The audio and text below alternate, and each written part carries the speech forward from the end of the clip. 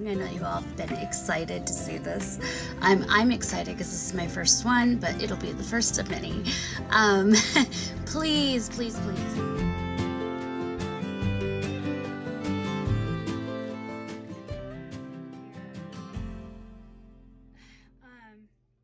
The elephant in the room. Hi guys, this is Jess from Through the Heart Space.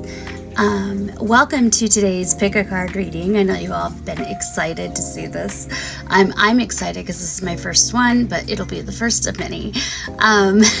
Please, please, please like, share, and subscribe. First and foremost, thank you all for following me, taking the time to even listen to this video, and I really hope it brings some light and guidance in your path. Remember that a general reading is general. Take what resonates and leave the rest. Take some time to look at the cards and really analyze which one is really speaking to you before you make your selections. So, that being said, here we go. All right, as we move into our selections, we have pile 1, 7 of Wands, has a little charm bracelet on it that has, let me see, little hearts, a keychain, or sorry, a key, and then, yeah, let's move this, a little rose quartz, and half a wing. Pile 2. This one's funny. It's the, not funny that it's the judgment card per se, but it's the BS remover. And then number 3 is 6 of Swords, and it has the 111 keychain. So take your time picking your selections. You fall back, close your eyes if you need to. Just take a few minutes. Pick the card that you're drawn to the most. Sometimes you might find messages in both, so if you're drawn to 2 cards, that's okay. Or 2 decks, 2 piles, that's okay. And just remember, again, you know, these are general readings, so there might be bits and pieces of each pile that help, or you might resonate with one specific pile. So here we go. Let's get started. All right, welcome those of you that selected pile 1, 7 of Wands. So I have a set of cards here, oracle cards that we'll be going through based on the 7 of Wands, and then we'll get started. So we have, again, we have the 7 of Wands.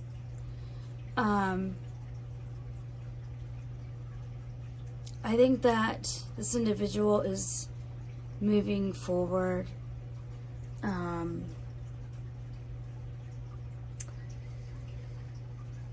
into a next stage. 7 of Wands can be about completion, but it also can mean about, you know, I feel like this individual is coming back.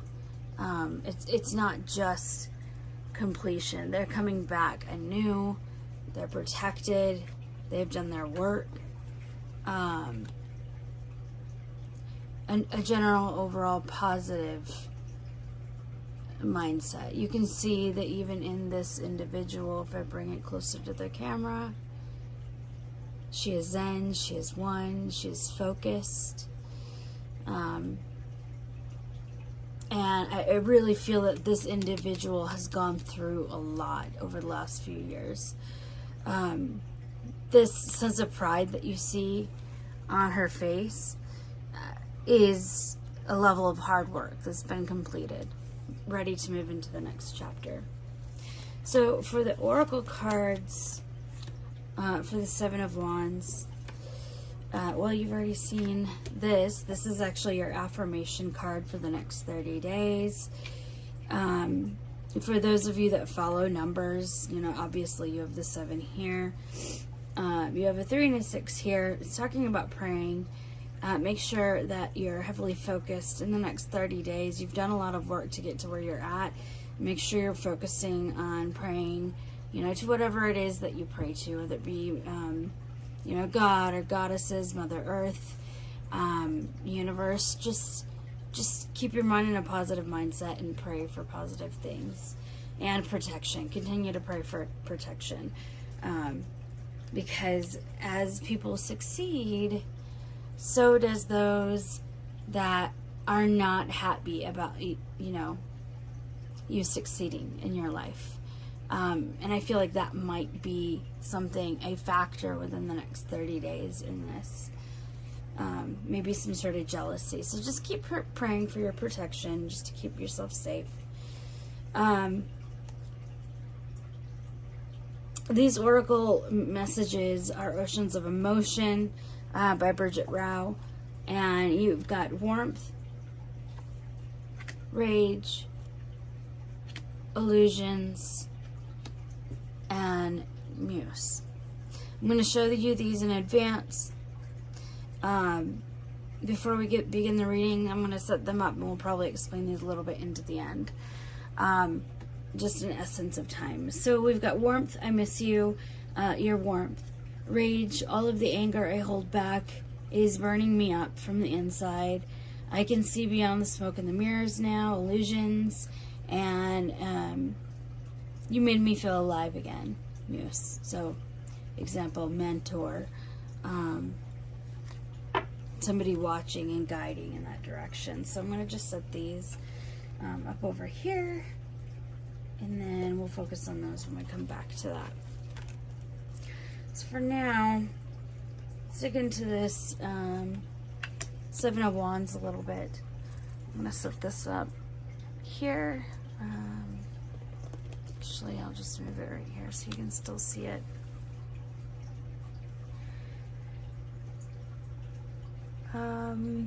What do you need to know the most right now? Let me grab a good deck. Let's see, we'll stick to the Light Seers Tarot. Whoops, I'm so sorry.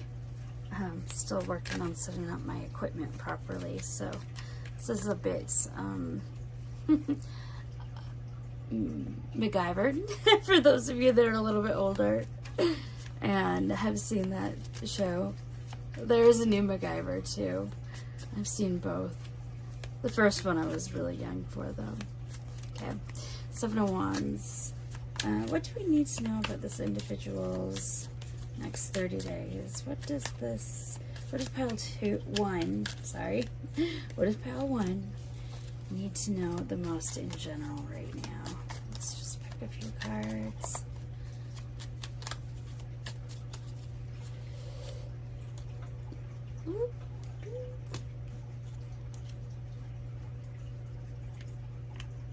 Just because that one's on the top.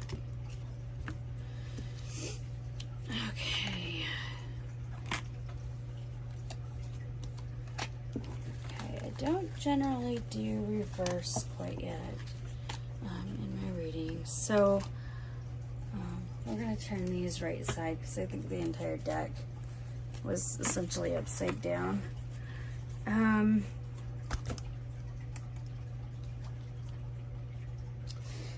This is really good. You've got the Star, you have the Five of Wands, and then you have the Eight of Swords. So within this month, there is going to be some definite light. With the Star, I feel like this is kind of the general energy that you're at right now. You know, you're working towards success, whether that might be in your relationships or in your personal life. I feel like it might be a mixture of both. I'm feeling like business is a big focus right now for this individual. Succeeding, so there might be a project or something that you're working on within your employment or within your job right now. You might be up for a promotion. So this is very good. This is a success card. This is like, you know, everything that you're wishing for and you're praying for and you've been manifesting, it is starting to come true, and you're starting to see that unveil. we do have the Five of Wands. So with the Five of Wands, you might have some challenges come up in the next 30 days. And that's kind of where I felt like on this card of praying, you might have some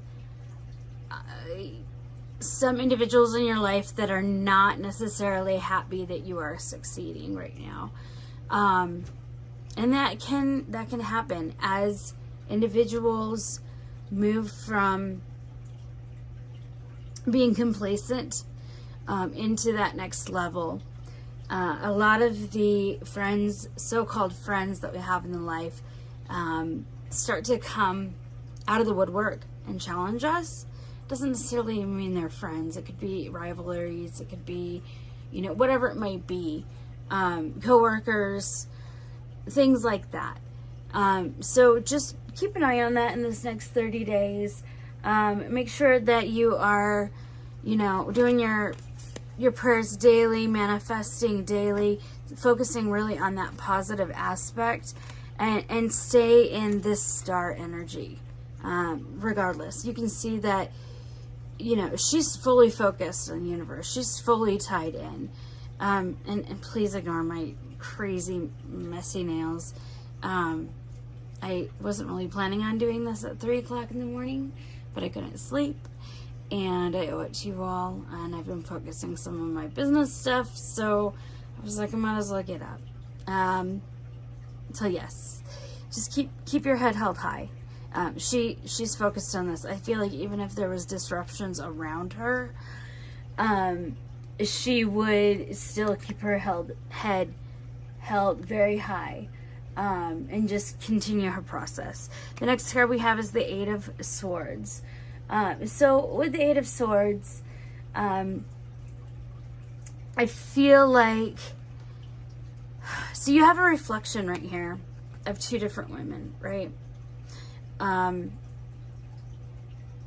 There was an exercise, and I can't remember the name of the individual that I watched, but at one point I used to manifest, and I still kind of do at points, there's the method of thought process of timelines, and I'm not going to go too deep into that here because this isn't about me, but sometimes when you can see that she's got a mirror and she's looking at a reflection of herself, and I don't see this as a negative. So typically, like, the Eight of Swords would be about, restrictions, isolations, any sort of imprisonment. And I really feel like this is self-imprisonment in the mind.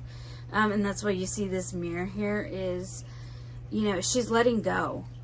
She's becoming that star. She's continuing to become that star, regardless of those that are challenging her. She's rising above. And this is very clear in this overall guidance of Seven of Wands. I feel like this is going to be a very good 30 days to not only focus on what you want, what your ultimate goal is going to be, but I feel like also you're going to be letting go of a lot, and then moving forward into your success. So let's pick up some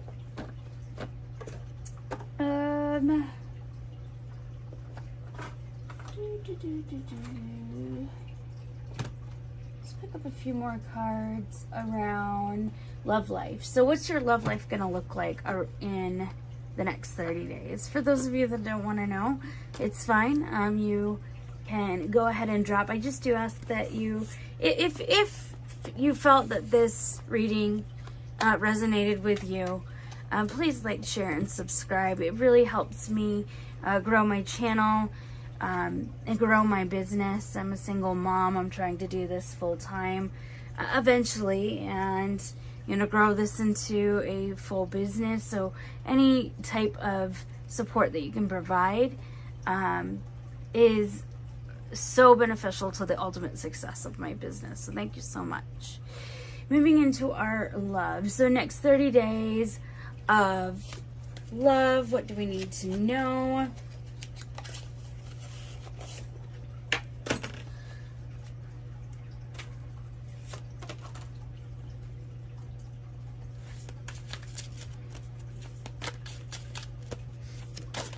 Ooh. Got Princess of Coins. Ooh, too many. Too many. But I am going to take this, because this was on top of that metal card, and I feel very reflective to this reading. Sometimes these get into my decks. By the way, this is the Lover's Path tarot deck. It's one of my favorite tarot decks for love. So let's go with, we have the Princess of Coins that's in reflection to the Star card. You can see that she's holding under her coins, and it goes a little bit opposite. This is like a mirror effect. Although she's, you know, in this individual is focusing on the future. They've got their head held high.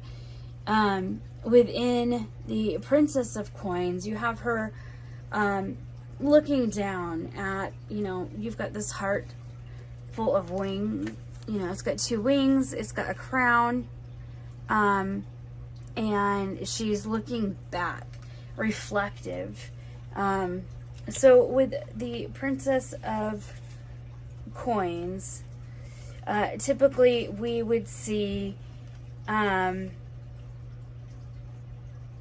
taking responsibility, you know, great satisfaction. Now it's time to almost build. Let's build upon this. Let's build upon this energy. Maybe focusing on, you know, for those of you in a relationship already, focusing on creating a family, you know, really building into this next chapter of your life, having children, moving forward into marriage possibly, you know, obviously if children, you know, for those of you that, I don't know, I had my kids way before I was married. So for whatever, you know, fits your current situation right now. It's also really, really good for planning. Like I said, focus on the future here, planning your future, whether you're with someone or not. If you're single, you might want to be focusing on your money, you know, creating your money here so that you can provide this level of worth to your future spouse when you meet them. And I think that this is also key on just continuing to focus, staying grounded within your energy here, and just improving, you know, towards your future. And that might include finding that individual, which might, I'm feeling like this individual might already be in your life, possibly if you're single. I'm getting a message of just staying grounded, staying balanced, just because, you know, this kind of is a yin-yang energy when you're looking at, she's looking up, and her reflection is also looking down. So it's a lot of that, that balance and pull, in order to be the best version you can be for this future relationship. Then you've got Pluto, so transformation. So with Pluto, in the transformation card, in the general tarot deck, this would be the Death card, right? And a lot of people hear death and they're like, oh no, that's scary. Not necessarily in the tarot. Death card is good. It's all about changes. Again, this is very reflective in your meeting, or in your reading here. Make sure that you are, you know, taking care of yourself. You know, you're creating this harmony in your life. You're getting rid of negative things that might be holding you back. You're loosening up those ties. You're maybe disconnecting with any relationships or that you have within your life. You know, whether that be, you know, friends, toxic family, toxic, you know, exes, whatever that might be. And this card within the Lover's Path Tarot is also attached to, you know, Venus and Vulcan. I'm probably mispronouncing that name.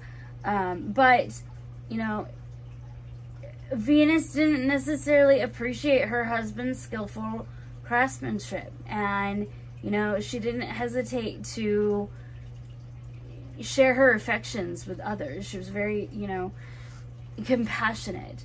So despite this, you know, these two created their balance back to here. They ended up making it successfully. They worked together on communication, and they remained successful together. And that's ultimately, you know, each was necessary. Each path of finding this balance, you know, I'm reading out of this, the clarifications of this book, is about, you know, how do I find the words? It's creating life after death. And we don't see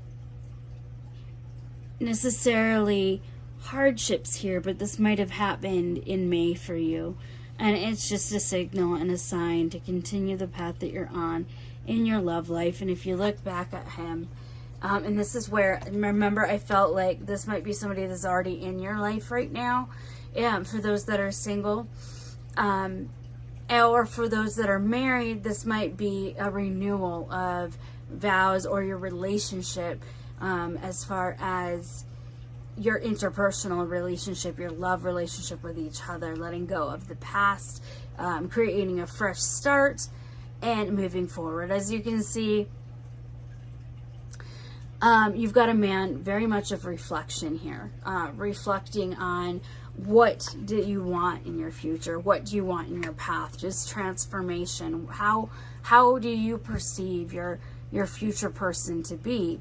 And this is, you know, someone that is beginning their next stage in their, you know, path. You can see that he's middle-aged, and you know, many of those that are single, you know, they look back and they reflect on their past relationships once you reach a point, and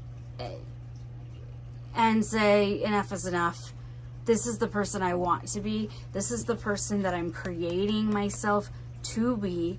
And it's time for me to really hone in, balance this relationship, and, you know, take that next step. And then when you look at here, we've got the Six of Cups. You do have a couple that is moving towards a little river. You've got little flowers here. They look like roses. And you've got, you know, of course, the 6 cups filled with roses of abundance. He's wrapping his arms around her. He's being very supportive of her. Let's make sure this can actually... There we go. And even though she's looking away, she knows that he's there waiting for her. She knows that, you know, that's her person.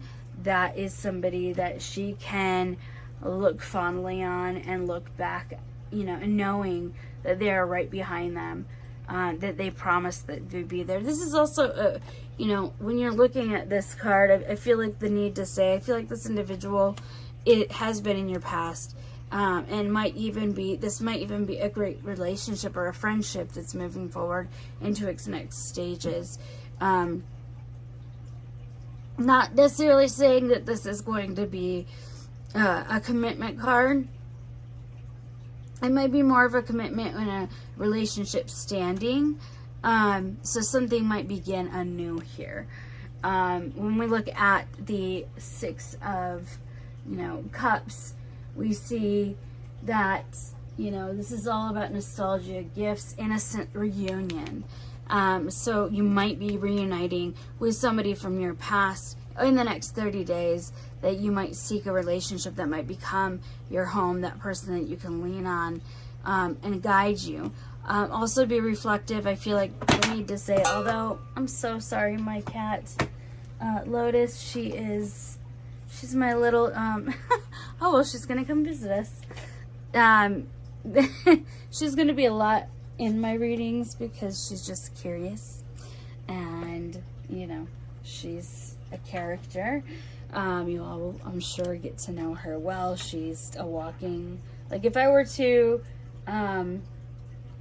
pick a cat version of Clifford the big red dog, that would be Lotus, because she's klutzy, but she's super sweet. And anyways, back to this.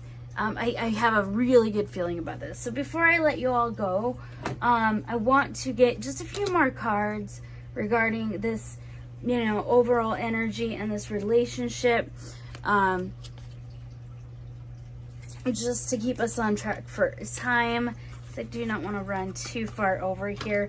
Again, if you all are interested in personal readings for this point, you are definitely welcome to email me. You just click on the message button on my Facebook above, you know, to the right of my profile picture, and you can message me any reading requests, and we can discuss those individually until I get my website up and get everything started there. So back to this. So universe, angels, goddesses of love, Mother Nature, what do we need to know? Whoop, they come flying out of here. From the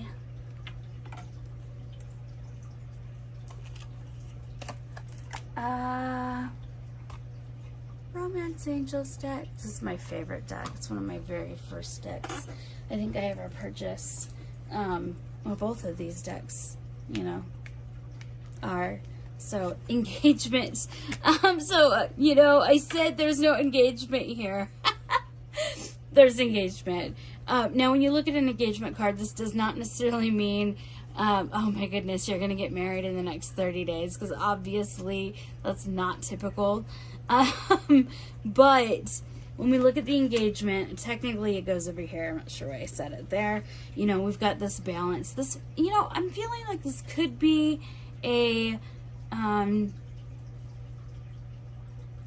relationship that is meant to be a divine connection, because we do have this yin and yang here.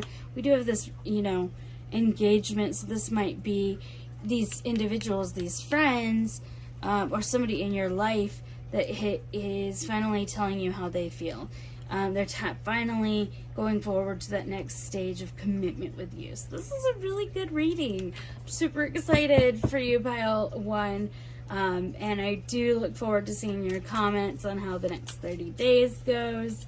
I really have high hopes for you all. So let's pick our next card. So what does Pile 1 Spirit need to know the most in the next 30 days? Express your love.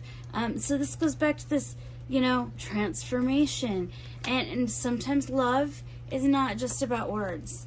Love is about actions, expression. Go ahead, make those gestures. If you're not one that typically, you know, holds hands a lot or gives hugs, show more affection in your relationship. If, you know, if you're already in an ongoing relationship, this could mean, you know, really just transforming, renewing that relationship, reconfirming that love between both of you, and taking the gestures. You know, as somebody that has been married, is now divorced of, you know, many, many years ago, the biggest thing I can say, you know, from my experience of divorce is, you know, expressing your love is typically that one thing that goes away first. You know, we get kind of complacent. We lean on the opposite person. We take them for granted in some cases because we expect that they're always going to be there. And in most cases they are. Well, you know, depending on that relationship. But go ahead and make those gestures. If you're single, This is just, and again, a confirmation that this individual from your past is meant to be with you, and it's time to tell them, because this is about transformation. If you do not tell them now, it's a good chance that you might miss this opportunity to be able to tell them that before they move forward with somebody else. And the last deck, our last card we're going to pull, turn these around because they're upside down, is Passion.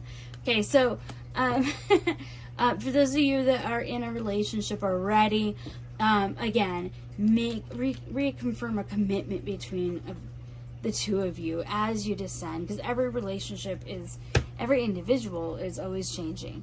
If you cannot stay in the same place at the same time and expect to have rewards, you have to put in the work. And you know, this person is ready to commit to you or recommit to you. They're ready to move forward with this new, you know, leaving this past behind in duality, within that balance of the yin yang. And you know, they're expressing their love. You know, it's a good time to make that gesture. Maybe it's you that needs to make the gesture. Really think on that. I don't know why Spirit wanted me to say that. So there's might be a collective that's listening that are individuals that are not typically affectionate, and maybe they don't know. Maybe you don't know how to express that. That can be hard, and it can be very scary. So it's a leap. Make sure you give yourself time and grace within the next 30 days. You know, if this is you that's needing to step forward, it doesn't have to be overnight. Really think about, you know, how you want to express yourself, so you go forward on the best path into your future, into your next chapter. This Passion is here. You know, I said divine counterparts back here. I'm really feeling that this might be a soulmate, twin flame, divine counterpart relationship, and that passion is typically there in those relationships. So for those of you that are single and meeting someone, you're going to have, you know, meet somebody that is your life partner, maybe somebody that you've had past lives with that's already in your life, and, you know, you're ready to move forward with that individual. And I'm really feeling like this is a good opportunity to find out, what is your love language? How do you express love? Do you know? Have you ever asked a counterpart, what is your expression? Because sometimes we don't know how we express love. We love, but have we ever, take yourself back and maybe look, what is your expression of love? What is your love language? And I feel like there's a group of you that need to hear that right now. And for the rest of you, you know, if you've got any gestures that you're thinking about, it's the right time. Go ahead and express that. This is a very, you know, move forward. I feel a business within here, somebody getting promoted within their company, or maybe, you know, a boss or something, you know, seeing their hard work, seeing that progress, seeing what you are doing, you know, to better your future. And then in your overall success as just a general person, you're moving into that positive direction. You are moving forward, and this love interest is very passionate. It is hot. Allow yourself the time to bring your soul forward with joy. As we get ready to end this reading, I do want to kind of reflect back onto these cards. So this individual right here, within your love life, they want you to know that they miss you. They really miss you, and that's where this is confirmation again. I think this is that person that might, you know, have been even in and out of your life. You might have somebody that I hear yo-yo. I'm seeing yo-yo in my mind. So, you know, some of those relationships that are back and forth, and maybe there's a lot of passion within that relationship. And when I say passion, hold on, let's get my card to, there we go. to in their form of expression, they might come off a little bit strong, but that's okay, because that's wrapped up within. They miss you. They miss your warmth. They miss your light. If you see here, this individual is beaming of light, but she is moving away. And that might be what you need to do to get this person to open up. Pull back a little bit. Rage. So, your counterpart might be really angry with themselves right now. It might have nothing to do with you. Or it might have to do with the fact that they have been a part of your life for so long, and yet they haven't moved forward, and they're just mad at themselves. They're mad at, any circumstances that might be blocking his or her way, or their way to move into this next level of commitment, engagement, expression of love. So a lot of times when we go through what they call dark night of the souls, this is, it's right in here when we talked into these other cards about breaking these ties, right? You have to heal your past in order to be able to express this. You have to be ready to be able to give, your basket of love, so to speak, to that individual, and that can create rage inside of you. So it says, all of the anger I hold back is burning me up from the inside. And that might be anger at themselves for not even, whatever that might be. And that's something where self work goes into. We even said that there was a lot of work that, I'm feeling that if you are, if this reading is resonating with you, I feel like you're really just, you want to just be happy. You're in a stage where you're tired of games. You want to move forward. You're not really, you have no anger. You're moving on. You are starting that next chapter. And I think that that's a message that you need to also focus on for pile 1. If this is your pile, do you want to even move into a relationship right now? Are you even ready to move into this? Give yourself some time to reflect on it. I feel like you are, because I don't feel like these cards, especially duality, will show up. But again, sometimes if it is a divine counterpart, as you connect to people from your past, that can create rage, because it's going to boil up into forcing you to work through some of the anger that you might have inside that you've been blocking, from your path. Maybe putting it up on a shelf, so to speak, in your mind, or just, stuff that you haven't grieved out. So I'm feeling the need to also say, when you're in that blockage, when you put stuff away on a shelf, so to speak, that's my terminology, because I tend to do that a lot, especially as I've gone through this experience of awakening, through dark night of the soul, through the hard stuff. My biggest reflection is, it's easy to get busy with life, and it is easy to take your trauma that is reflective, and this could be from your past, this could be, and again, this could even be your divine counterpart going through their awakening, because I do feel like this is something that you're reflective of. It's not something that, you're necessarily going through right now. I feel like you might be coming out of that, to be honest, which is resulting in this other individual going through, oh wow, like they're moving forward. Look at how they shine. I need to do something, and they're in relation now, awakening so that you can have this ultimate union long term, right? 30 days is not necessarily something, that is going to create this whole path, but it's a path to get started on. And I'm hearing for a group of you that are married in this, I'm feeling the need to say that there might have been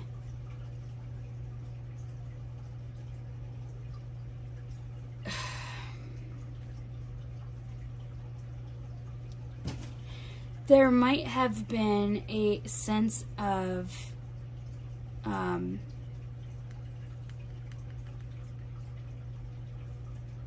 mistrust here. Take that as it resonates. Maybe that could. I don't feel it's like a third party. So nothing to worry about there. I don't feel like a third party is involved in this pile. I feel like there might be other trauma that this individual is working towards, but as we heal, we bring that, I call it the yucky yuck. We bring that yuck into where we feel at home in. I was reading, I've always said this like forever, but I had this article show up on Facebook, and I do have to wrap this up because we're about at 40 minutes. And again, you guys are all welcome to pick different piles if this doesn't resonate with you. I do go in a little bit deeper into my readings. Eventually, maybe I will kick back into like that typical, well, you each get 20 minutes of your pile.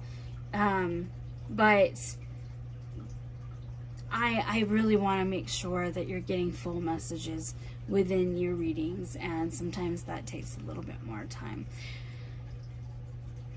Back to this.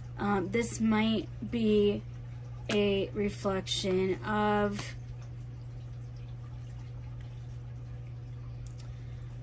it keeps running into my mind, jumping in, and then it's like, boop, gone. Maybe lies. Not, like I said, this doesn't have to necessarily do, I don't feel like this has to do with a third party. I don't feel like this has to do with, any, like, cheating or anything like that. Emotional, letdown sometimes can hurt more than a physical letdown. I feel like there was a lie. That's what, one moment. Yeah, there is a lie. There's something that was said.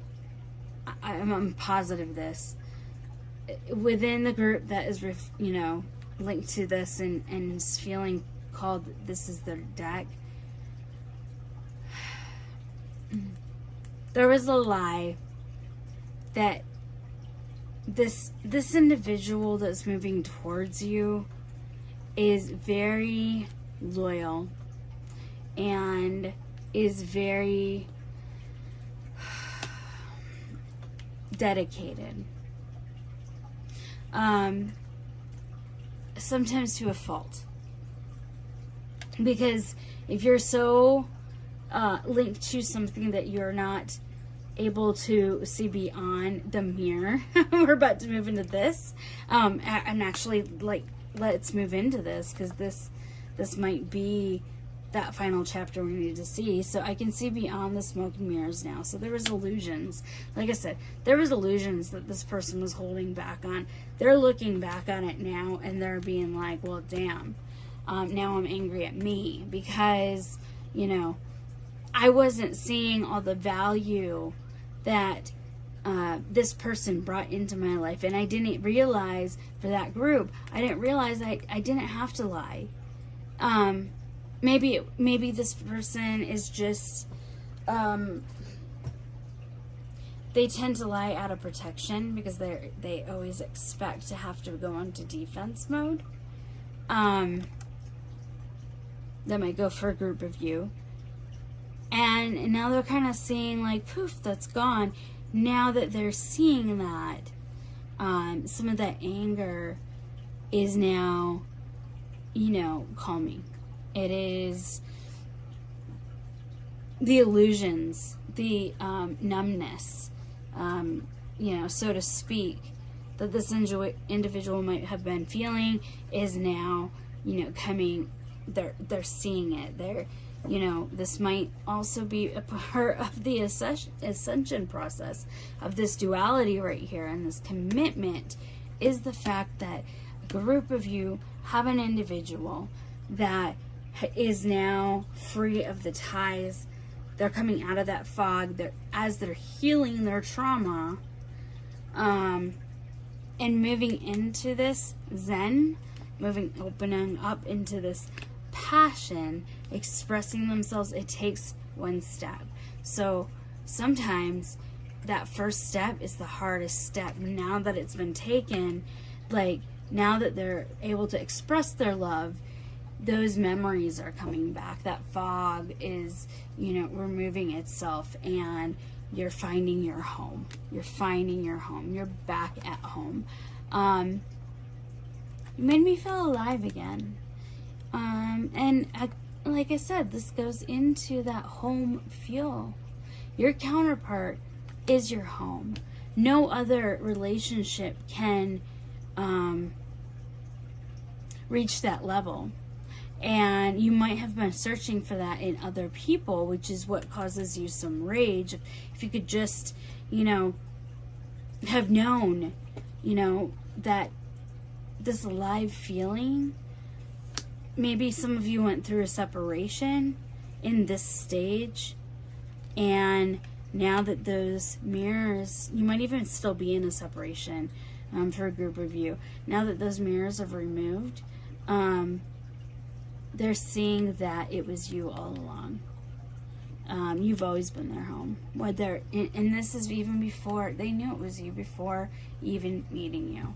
And when they first met you, it was a click. That energy, for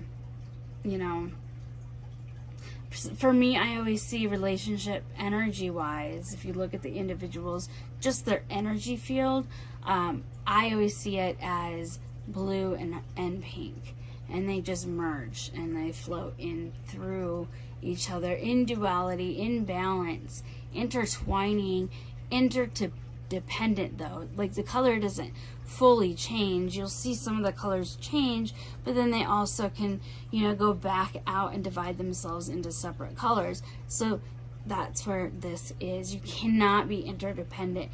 For those of you that are in a relationship, I feel like I should say, maybe you were in a dependent relationship in the beginning. And for those of you that are single, or in a new relationship, these might be, feelings from your past coming up. And I just feel like leaving that behind,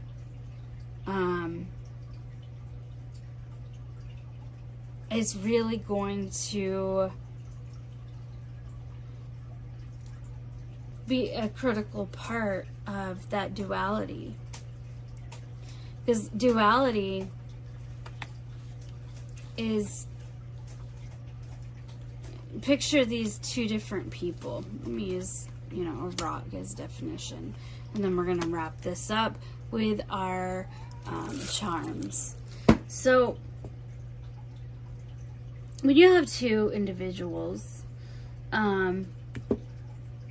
let's use my little crystal friends.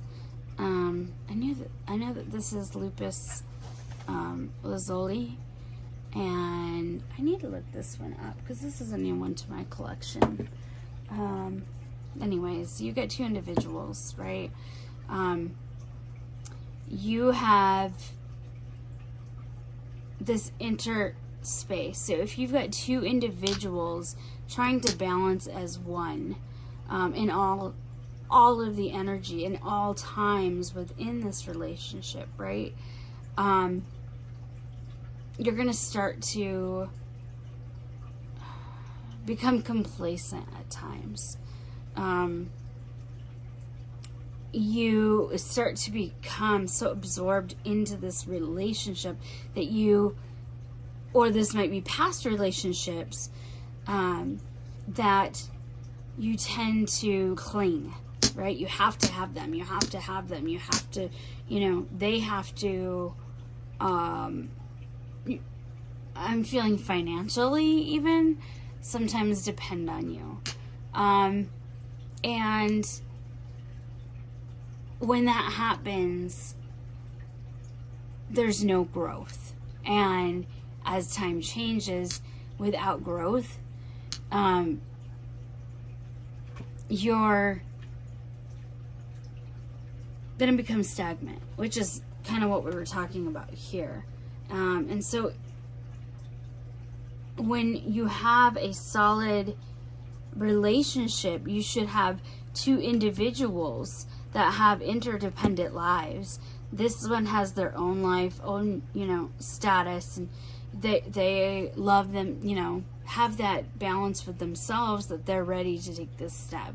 And then you've got this other individual that feels, right, they feel the same. And then they become intertwined, and you've got this level where they're connected. And it's, you've pictured this bubble right here. I wish I had, no, I always wear this ring. It's the yin yang ring. You probably saw it in the beginning as I started this video, because as I said, it's in the middle of the night. Well, it's 5:21 a.m. now, but I started this around 2 a.m. So, again, ignore my nails. Like, I started them last night. I wasn't planning on doing this, and I was planning to finish them in the morning. So this is my infinity ring. So you've got the duality where it floats, the energy floats in between them, right? This is where they connect. So you've got your it's interdependence. Neither one of you need each other to be together. It's a choice. You're choosing to be together. And that's where a lot of relationships fall apart, is if you need each other to survive, then that's not healthy. It's not healthy to need a person to survive. You should have enough love within yourselves to be able to live without them. And that's part of that duality in this situation. Whew, that was a long diversion, but I felt like that needed to be said. Let's move on with our charms. So let's pick some charms. Because my charms are so small, I'm going to just mix some things up here. What do we have?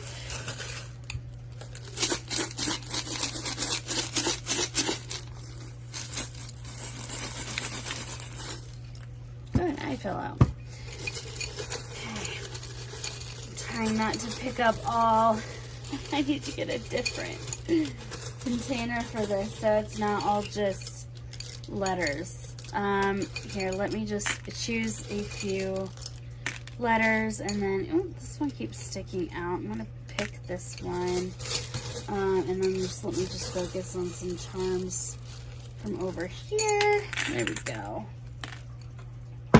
Okay, so some of these letters might mean, might be reflective of the person within this reading. We've got, ENB, 113, N. So we've got two N's right here, and a B.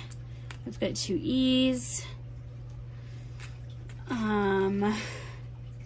We have a V for victory, maybe, and a T. and then an F. Maybe some of you are seeing someone named Ben, or Benny, or maybe, well, I guess, you know, maybe it's a nickname, or 10. Maybe the number 10 and Ben means something. This is 111. We do have a lot of ones in here, so it's funny the way I have it grouped just looking at it. 1111. And so for those of you that are into, you know, numerology, 1111 is a lot about progress, moving forward. You know, it's looked at as like a twin flame confirmation. So if some of you are looking for a confirmation, if the individual that is in your life currently that you were thinking of when you started this reading, if you need confirmation that this is the person for you, and that this is your soulmate, divine counterpart, twin flame, this is a yes. This is a yes confirmation for you. So take your time within this. Again, you know, Rome wasn't built in a day. Take your time. You've got this frog. For some of you might have someone that is, well, maybe these are kind of like circus figures. So maybe the circus means something to you. This is kind of like a little mouse that is delivering love messages. So, you know, take your time. You've got a little, what is this? And this is the easiest thing too. My daughter loved them. Unicorn, duh! This relationship might be a bit of a unicorn relationship, meaning, and this is typical in most divine counterpart relationships, they're your duality, they're your opposite, so you're not going to be alike. And you might be alike in your core values. You know, a lot of divine counterpart relationships have synchronicities within those, whether that be, you know, each have 3 siblings, each went through this experience, each have a sibling that might be a challenge within their life. I'm not sure why I said that, but that might be a confirmation for some of you. And then we've got, you know, we've got a little owl. We have I, so 11. Actually, these are all numbers, so this would be 11. They're not all numbers, so 88. You might see my head in here a bit. Tree of Life. I saw this one in here before I pulled it because it popped out, and it immediately triggered within me the sense of warmth. So I'm feeling the call to say, some of you, if you know when a tree or a plant is close to dying, it's not been cared for, and this is a reflection of the tree of life. So maybe you had to put your life on hold.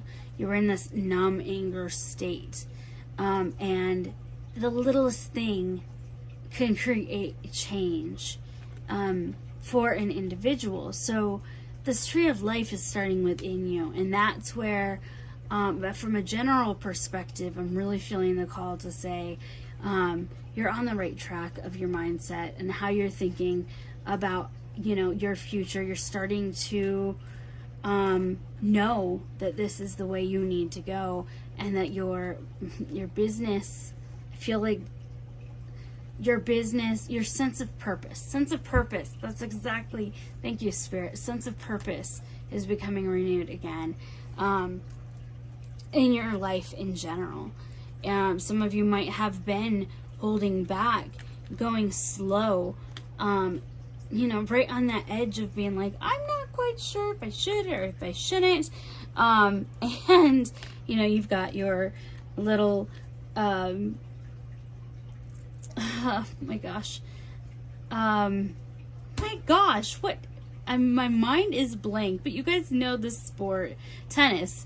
There was this back and forth of duality, the ownership of things, in an individual's life also is reflective of a tennis match. So, if you've got if you're looking at your life and it's hard for you to make decisions, you're starting to be numb, you're moving slow, maybe one of those moves that you finally made sprung you forward, and you're beginning this going forward of change. You're letting go.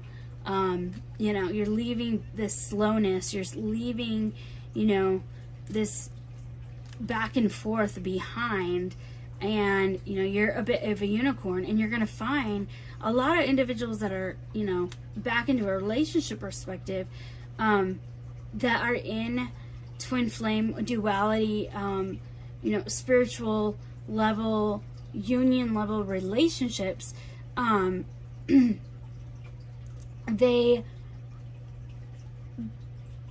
unicorn, the only person that can be with them is somebody that gets them. You are my, like, how are they saying, Friends? You're my lobster. You are my unicorn, right?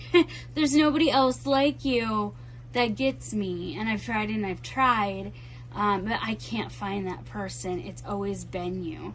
Oh wow, I channeled that a bit. That's a message for somebody, that their counterpart, just kind of jumped in my head for a bit and wants you to know, like, you're my unicorn, you're my lobster. And this is going to move them and propel them into this next stage of sending that love message. You've got, an elephant here. The elephant in the room is what I'm hearing. So this might have to do with, like, this communication. The elephant in the room needs to be said. Just saying it will then spark into this tree of life, tree of renewal for you. And like I said, you've got you've got owls. This might come in from something that owls are hidden. So this, this could be, again, something that's very hidden, within yourself even. I'm feeling like it's more within yourself, not necessarily hidden from an individual. You're hiding it from yourself, and that is only going to hurt you. It's not going to, it might feel like a quick Band-Aid fix, but after years and years past, then, staying in hiding is not going to be fundamental to your relationship. There are times that you need to go into hiding and really just reflect, but you're not able as an individual to move forward in your life without setting these illusions aside and coming out of hiding and putting your foot, your foot forward. You gotta be. So there's somebody watching you, like, that's saying, you wish I could be a fly. I wish I could be a fly on the wall when that's being said. You've got somebody that might be spying on you social media wise, or just watching you, being a busy bee. For those that are in a relationship, maybe this is a sign for you to slow down a bit. You might be a busy bee and moving so fast that you're not seeing the impact that it's having on your relationships. So maybe slow down a bit. Smell the roses. You've got a rose right here. And let's see, there we go. Embrace this rose as you begin to open up. Anchor down You know, this is all about peace. Look at, you've got peace here. You know, finding peace, like I said, within this relationship, finding this duality, this peace within each of you, which will then, you know, create this love that is so big, right? You've got your individual selves, and then you have that big, big love that embraces you, that is tied to you, that is linked to you, you know, from your individual timelines, you know, or past lives, right? Some of you, these are past lives that you are reconnecting with, and you're going to reconnect. It's funny because in the beginning of this reading, I saw there, I have this, let me grab it. It broke it when I was working in office. I always had this at my desk. I had my own office, and I would bring my little, you know, my kids' stuff that they made for me, and my daughter made this for me years ago. So I had tons of little, like, art projects and stuff that they did in elementary school. I miss those days. Now I got teenagers. But I I almost selected this for pile 2 instead of this charm. And I had selected this charm for pile 2. And last minute I felt the need to change this.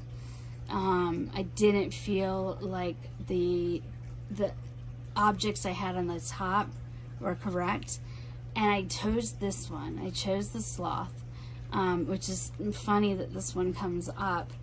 And then right at the last minute, I just was like, no, and I went back and forth. So there was definitely a reason, like definitely some confirmation in this reading for one of you. 100% that this sloth energy, this moving slowly, you've got that somebody in this relationship is just slow, and they need more time. They need more reassurance in order to move them into the next path and pivot them. You've got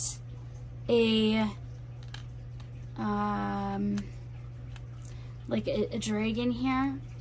There are some cultures, and I can't think of them right now, that, you know, they have a lot of dragons within their imagery, and their culture, so to speak. And dragons bring forth this, to me, every time I've seen it, like on TV or anything like that, and don't laugh if that I'm horrible at remembering things. Just know this in advance. Like, this is a sense of celebration, right? I look at this as celebration, moving forward, seeing, you know, crossing that path forward. And that might mean for those of you that are moving slow, especially in single relationships, this is confirmation. You need to break this. You need to break this habit in order for this relationship to be successful. If not, it's just going to sit here as a stalemate. Nothing's going to grow in this individual that was coming through in the beginning. You know, we've already gone through it. You've had the friendship. You've had the time to really, you know, express your feelings between you both. You know, if you get stuck in this energy, then again, you're going to stay stagnant. And I don't feel that you will, because you do have the confirmations in here that this is your person. And so you're going to find your other, you know, wing, right? One of these cards had wings on it. I think it was this one. Nope. It was the Princess of Coins right here. So you've got your other half, your other divine counterpart. Their wing is here. That's a confirmation. You've got a crystal of rose quartz. That's a confirmation of love plus a heart, a key to someone else's heart. This commitment, right? Marriage. For some of you that are in a relationship but they're not married, this is confirmation that your person is ready to take that step forward. They're ready to give you their key. They're ready to, make that commitment. You might get an engagement.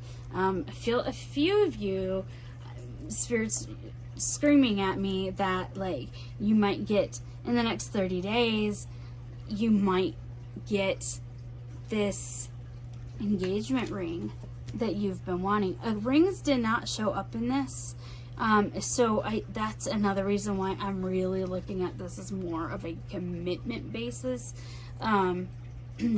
But some of you might get engaged within the next 30 days. So, keep me updated in the comments if that happens. I would really be excited to know, who that individual might be, and just to, see that story from you and that confirmation. I'm super excited for you, and congratulations if that happens. Congratulations to all of you, because this person, whoever was drawn to this deck, this person's worked really, really hard to get to this level. Both individuals have. So be proud of you. Give yourself a pat on the back. 222. Look up the angel meaning for 222. Make sure that it is, look at that general message that it's calling. I don't have my tablet up right now, or else I should have it up, but I normally would know this. So just go ahead and look that up. 22222, and 888. There is a definite, this isn't an 8, it's a 9, right? Yes, this is a 9. 0, 0, 0. So many, we had 11 earlier, another 2, more 8s. Wow. So this really, if you are a reflection of another 2, you've got 3 1s, so 111, and you've got a 9, a 3, you've got 2 9s, and then 3 zeros as well. So, maybe somebody was born in 1993, or 1983, or, maybe 28, I don't know. more around the lines, I think, of maybe the 80s, 82, 81, 111. Look up these angel numbers. 8888 is a number, again, of the infinity. It is confirmation. It's a very a positive number. 193.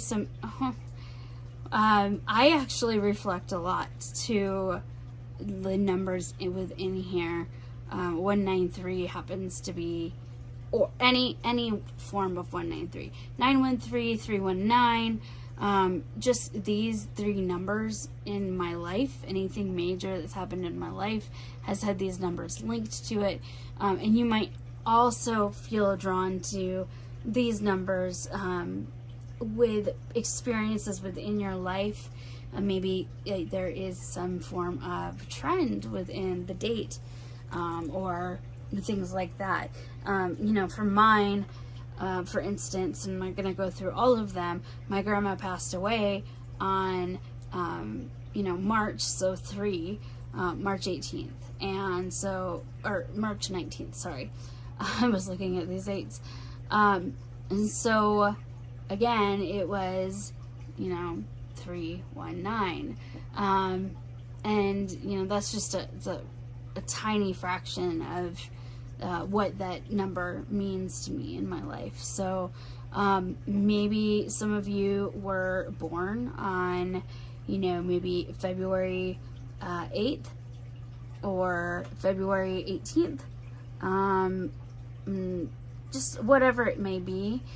These numbers might mean something to you. So again, thank you so much for your time. I really hope that this reading resonated.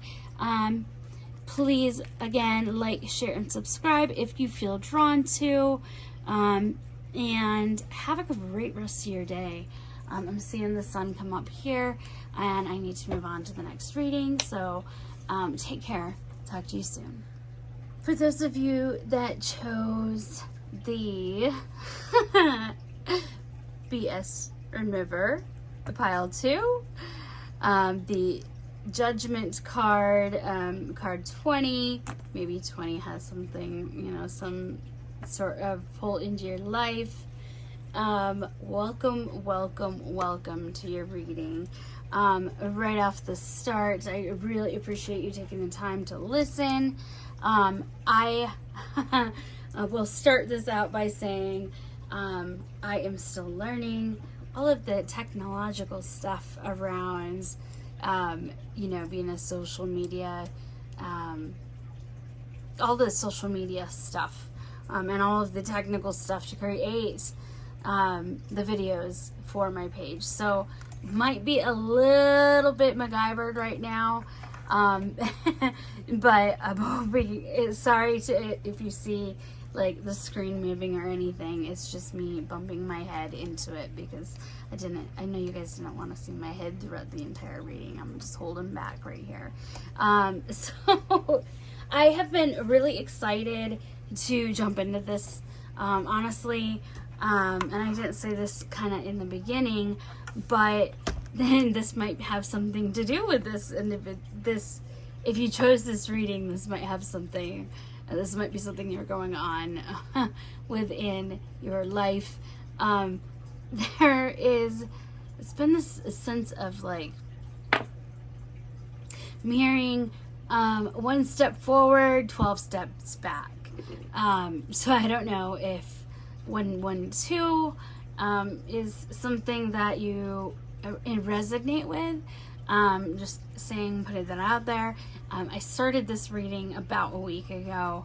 I did the initial recording for this reading, and then life happened again, and it seems to continue to happen the more I work within growing myself, and really finding my own brand, and taking that next step into my professional career and starting my own official business. There is a lot of pardon my French, there's a lot of BS going on in some individuals' lives right now, and that might be a reflection of I'm feeling just right away. And before we jump into this, please like, share, subscribe to this video if you feel drawn to. If this pile feels like it was for you, it really helps me, and with the algorithms and so forth. Liking, and especially liking and sharing and commenting on a video really helps put that my business forward. And it helps me be successful. I'm a single mom to growing teenagers that are going to need to college tuition soon. And I'm also recently I became unemployed. So I'm really counting on this business to be successful, and I really hope that this pile brings something to you, that maybe that is a leap.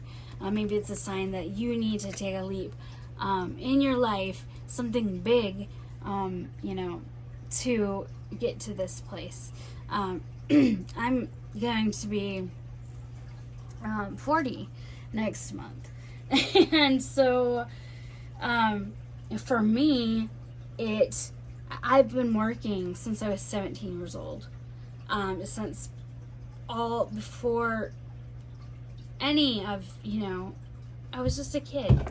And I have not had a break really since, besides taking a break to have kids, and being a stay-at-home mom for just, a few years in the very beginning stages, because I had my children back to back. Outside of that, which was busy, this is the first time in my life where I've actually taken a break, and I'm fusing that energy into this business as I can, and I'm also taking care of business things on the back end, because ultimately I am going to have to go back to work. This will be like a part-time business unless I go crazy and get successful. You never know. Sorry, Jessica word vomit. It's a real thing. It's gonna be something I say a lot within my readings. They tend to be a little bit long because I ramble. And if that's not for you and you just don't enjoy listening to my style, feel free to, unsubscribe. And no hard feelings. It's just who I am, and I can't help it. So again, you started with, we're gonna go ahead and get started. So jumped in. You started with the Judgment card. You can see that this woman is ascending. She's praying. She's reached her bottom. When they say, eventually in life we all reach a point that we hit that rock bottom. And it's critical for our individual development to reach this point, to move forward. You cannot move forward without, in life, in order to know what life is worth, every individual has to reach their breaking point of rock bottom before they can rebuild. Before you can move forward, you have to hit rock bottom. And then you're on your knees, like she is praying. She's like, I don't want to be like this anymore. I'm ascending. I'm growing. I'm shifting to this timeline. If you're not familiar with that, it's all about, we've got multiple, I'm not going to go too far into this because it's its own little thing, separate. But some, for those of you that have that understanding, this might be a sign that you're shifting timelines into this timeline that you initially had planned to be in when your life started. And you're just rectifying that. You've reached your rock bottom. You're moving forward. I think this is a really good, a really good card. Judgment can be a scary word, but ultimately, it is really about, it's your wake-up call. Right now, it's your wake-up call. What's your purpose? Who are you as an individual, right? That's what's happening, this transformation, this wake-up call, this rock bottom. Now you're going to need to start to, you need to understand who you are. What is your purpose? What drew you to have to be at this final place in this wake-up call? What were you blocking? What were you blocking in your individual lives? I'm hearing this very strong. This might be only for one individual. It might be for a small group of you. Again, these readings are general. They're not specific to any individuals. It's only linked to those that felt drawn to this card. If it doesn't resonate, leave it, move on to a different pile maybe. Take what resonates and leave the rest. So this is very, I feel some sadness, and I kind of felt like this is why I was drawn to this card so much. You know, as my pile sat here waiting for me to get to this reading this week, I did not look at these cards, these other cards, but I've just been really looking at this, the symbolism to begin with. It's all about cleaning. It removes everything. It's a sense of new beginnings. The light, what is it? The light was, the truth will set you free. The truth will set you free. Some of you are in a situation right now where you have a lot of gossip. You might have gossip around you. You might have family that is causing turmoil in your life, drama, I'm feeling, and you just had enough. You've had enough, and you're just gonna let it out. There's no more filter anymore. Whatever filter you had is part of your past. You know, you're letting go of that person. Oh wait, you know, this might not even necessarily have to do with timelines. It might for some of you again. But this also can be, you know, letting that person go. This person, this shell of a person, I'm feeling, do you know how snakes, I feel like, Spirit's telling me snakes. If you look at a snake, they shed their skin every season, I believe. I'm not a pro at snakes. I'm scared of snakes. I'm scared of spiders. I'm scared, you know, of all that stuff. So I don't know a lot about snakes, but I do know that they shed their skin occasionally. And that creates this newness.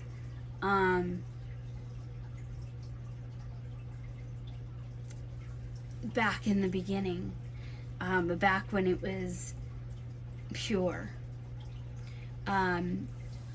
This cleanse in your life, I feel like it needed to happen for a while. And now you're just wiping it clean. And I'm so proud of you. I don't know why.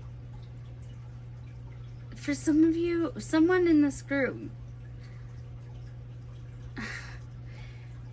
someone in this group has an individual coming forward that says, it's about damn time. Pardon my language. Like, they want you to know that it's time you let it go. Let it go. It's about damn time. Remove this bullshit. Sorry, again. I'm not sure. Pardon me if I might have to bleep that out. But, you know, I'm a Southern girl, so it's really hard for me. Well, I mean, it's not this really hard. I've been in business, but I just have to remember. Filter, Jessica. But yeah, get rid of this. It feels really heavy. It feels really heavy. And, you know, this individual coming forward, I feel like it's a grandparent or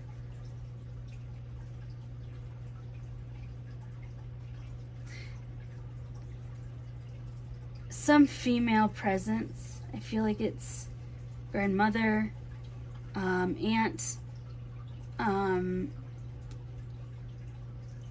uncle, sibling, something, you know, mother maybe, is coming forward, and they want you to know, someone that's passed, obviously, they're feeling this weight. They felt this weight. It might have, you guys talked about it. You talked about it. I cannot believe I'm getting diverted. I am so sorry, because this doesn't, again, my channeling, my mediumship, I have no control over it. That's why I don't offer readings yet. I'm not tuned into this. This is something I've recently, in the last few years, started to experience. So, like, I'm just learning along. But what pops in my head, I learn to trust it, and the voices that come through, I want to make sure, you know, I feel like, their energy, and they just want you to know that. I don't know. I'm letting it go now. I feel like that message got through to somebody, and just by saying that, this weight that I've been feeling on my shoulders, I can feel it, just kind of easing up a bit. One moment, my cat Lotus has not appeared on camera for you all yet, and she did this for the lovely reading one. She was in it, and so she's on her way and knocking stuff over in her path. Maybe this is confirmation. Some of you needed to know that, like, you're at a stage where you're about to explode, and you're just, needing now to just wipe the slate, get it out, say it and mean it, cause destruction if you have to. Nothing is going to be perfect. I'm just like the individual that came through on this reading. That typically on pick-up piles that would not happen, but nothing's perfect, right? If a message is going to come through, it's going to come through. So, Lotus might be confirmation of that. We do have the Ocean of Emotion cards. So the Ocean Emotion is by Bridget Rao with Divine Essentials. And so this lovely deck, I've got some cards. We're going to look through them. I want to just have you all have a chance to read these cards, these oracle cards, with your mindset before we start to pull cards for this reading. For your affirmation for the next 30 days, massage. So this might... I'm feeling a lot of stress and tension again, and that weight that I felt earlier. Your affirmation is just go get a massage, or find whatever form that you can relax. And that's something that it's acquired and learned. You can Google even just proper breathing methods, breathing with a sense of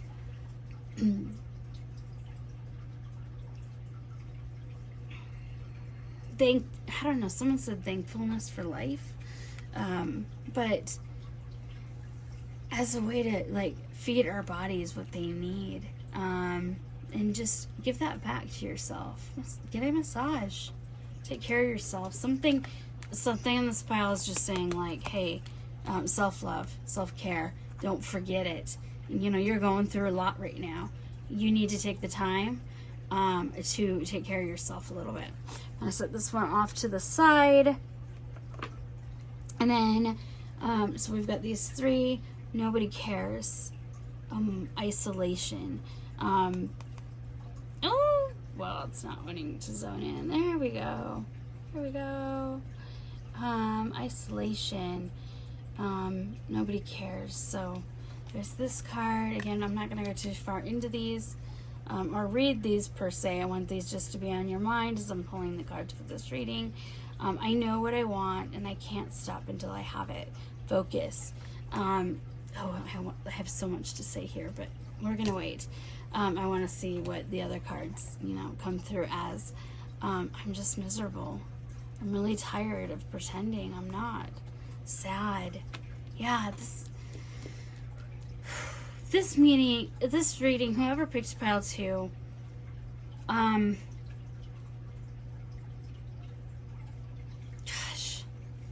I just want to give you a hug right now. It's all going to be okay.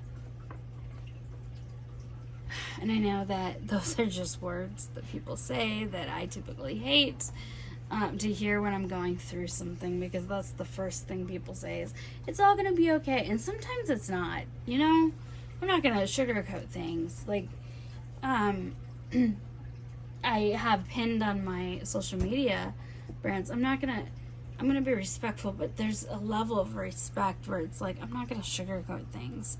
You need to know the truth. And, you know, this, again, I've been pulled to this pile. This pile's been making me feel really sad. So take care of yourself. We're going to start off by pulling some more tarot cards. This is the Light Seers Tarot. And also here's my affirmation cards that I showed. Ignore the price. I honestly got them at some, they were on clearance at some store, I can't remember. But I really like the fact that, you know, we have this focus and we have the affirmation. I don't know if I'm going to be pulling that, but maybe I will for this pile, because for some odd reason I grabbed that. That's not what these two cards are up here. So yes, so the Light Seers Tarot. It's one of my favorite decks. So I'm actually going to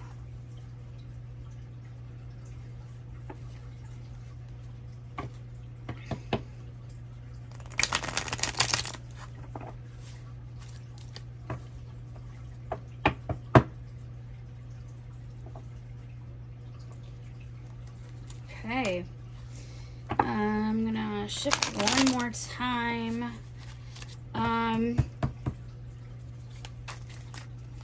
Universe, Spirit, Divine Energies.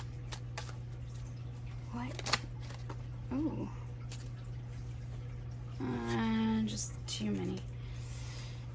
Why did you feel like this one should stay? What do we need to know?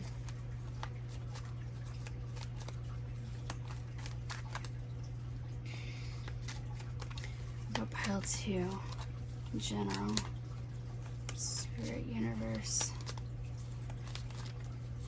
What does this individual need to know? Okay, we've got a pile. Second one, Universe. What does this person need to know in general about their path right now?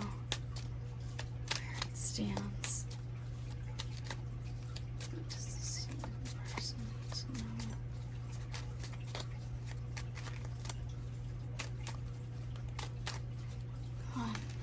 Oh, it fell out already. Had my eyes closed. I didn't even hear that one. My apologies. I hope you guys weren't sitting there watching me just shuffle for no reason for a long time. So we've got these cards. We're going to start off with this one. I'm going to bring actually these cards down because I left them in pile 1 just so that we could reflect on them. From an individual standpoint. So within the next 30 days, you know, you've got the Page of Wands, and I don't do reversed, so in my readings they're all, you know, in the positive direction. So okay, we've got the isolation, we've got focus, and we got sadness. And then we've got, you know, we start out with that Page of Wands. And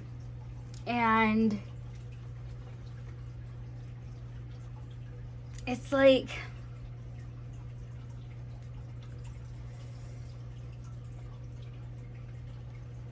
creativeness coming from this isolation.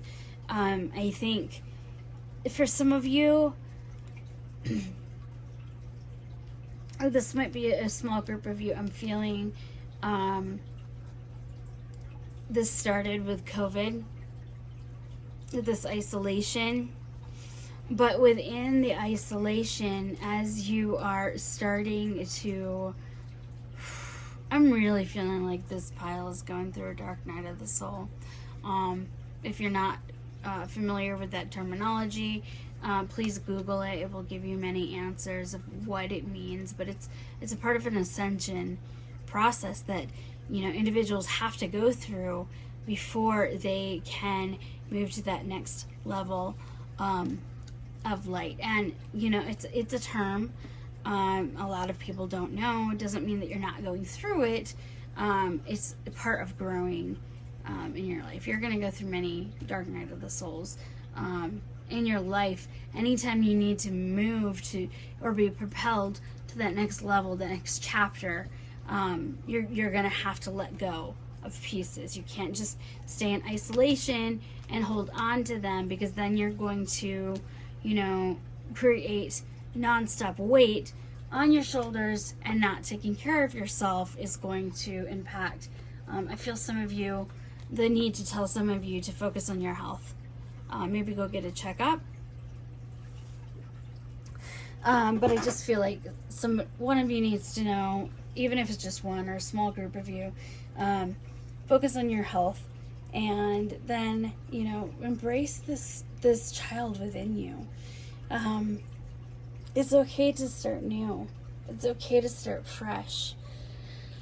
And move out of these chains of isolation that are holding you back. I feel like for some of you, this might have to do with a past relationship that you're really linked to or tied to. You might be doing some cord cutting. This might be what this, you know, BS remover is really linked to in yours. It's about cord cutting. For those of you that are not familiar with that process, again, you can Google it. But essentially, it's with every partnership, relationship, interaction, exchange with individuals within a life, you're creating a bond. And as you grow that relationship, friendship, or connection, those bonds start to grow. Almost like if you think of a tree and how the roots grow and start to intertwine, that's kind of where, you know, the picture of how you start to build those ties, those links, those cords.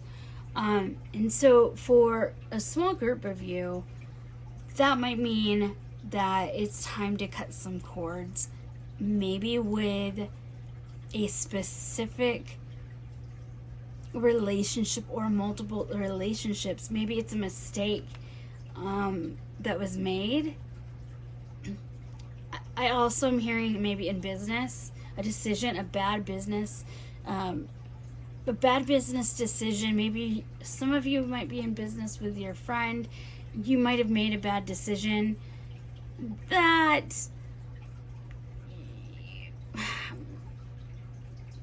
causes the partnership to annul or end. Or some of you, this is them. They're holding you back. They're holding you back, and in order for you to move forward, you have to let go of this yuck. I'm feeling like, you know when, I can't remember the movie, but there's a movie, I'm feeling black gunk. Spider-Man. At one point, I think it was one of the Spider-Mans, where you had black gunk that had like touched the skin, and it then started to like grow up, you know, and overcome a person. I'm just feeling like, I'm not feeling like it's like fully taking over like in a crazy sense, but I feel like this gunk, like rubbery, gooey, just black gunk that just leeches onto you, and it starts to grow and it starts to attach itself into your life.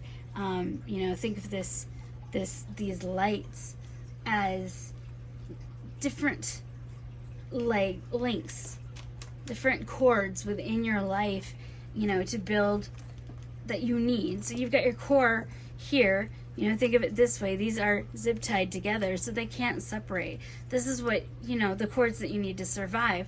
And it doesn't mean that they can't ever be removed, right? There might be a process at some point where you need to go in and remove these. These are your core people. These are your parents. These are your ancestors. These are your people that, they have to be linked to your life. This is your basis. And then you have, let's say, we're talking about individuals that we've met throughout our lives that are intertwined within this, right? We've got some, extra just cords here. These are our friendships. These are our relationships. These are things that we build that, again, it can get intertwined. Like if I were to twist and twist, I know this is crazy. There's a lot of crazy things coming out with pile 2. Some of you might be light workers. Some of you might actually have awakened already.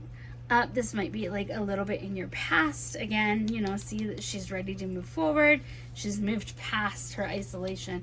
She's moved past her, per se, dark night of the soul. She's ready to get rid of some of these ties. And this might be just, again, for a small group of you. I keep saying that for some reason, so I feel like it is. But just keep on this path. Take care of yourself, because you've got a lot to deal with right now, and I'm so sorry you're dealing with this. If nobody else in your life tells you, I'm feeling the need to say, if you have nobody else in your life that's telling you that you're doing a good job and that it's okay to cut your ties, remove this gunk, and jump into that next stage of your life where you can feel free, I'm proud of you. I'm proud of you, and thank you for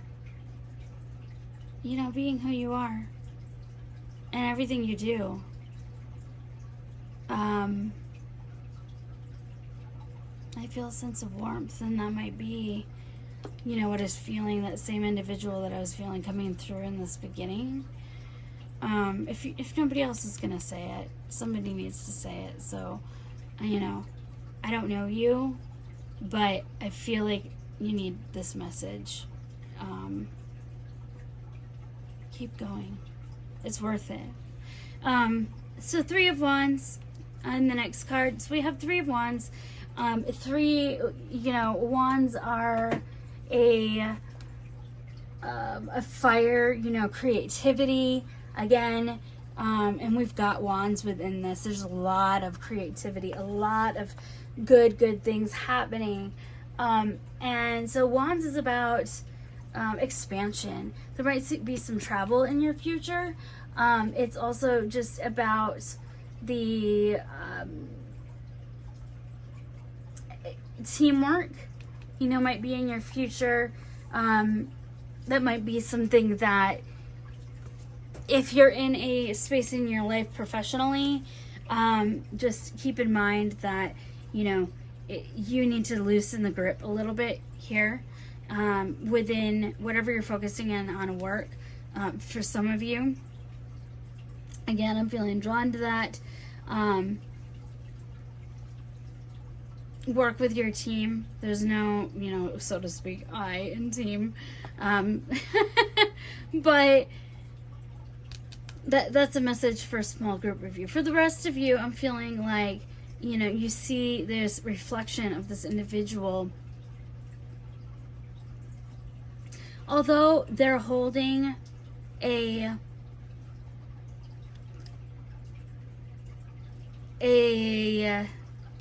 what is this? A wakeboard? A surfing board. Sorry, don't laugh at me. I actually used to live in Hawaii. I should know all of this. But that's neither here nor there. Within this fire here,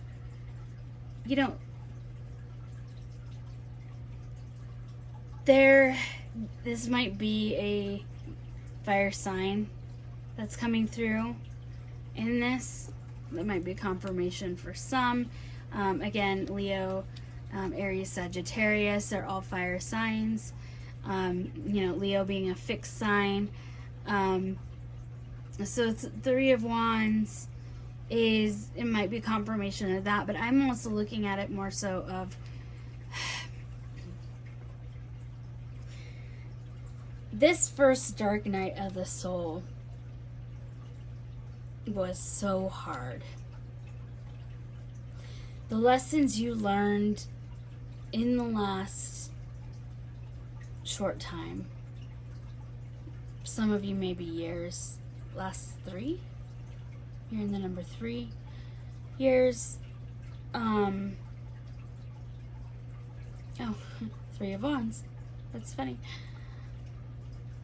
You're coming out of battle, right? You're letting yourself free. You're coming out of that battle. You're coming out of that night, so to speak. Some tiki torches, right? You light them at night to keep the bugs away, to keep, yourself away from being attacked, coming out of a war, and that's just for a small group of you. I'm feeling like you've been through the worst. You've been handed, pardon my language, I guess I can't swear on here, I've heard, but you've been handed a really pretty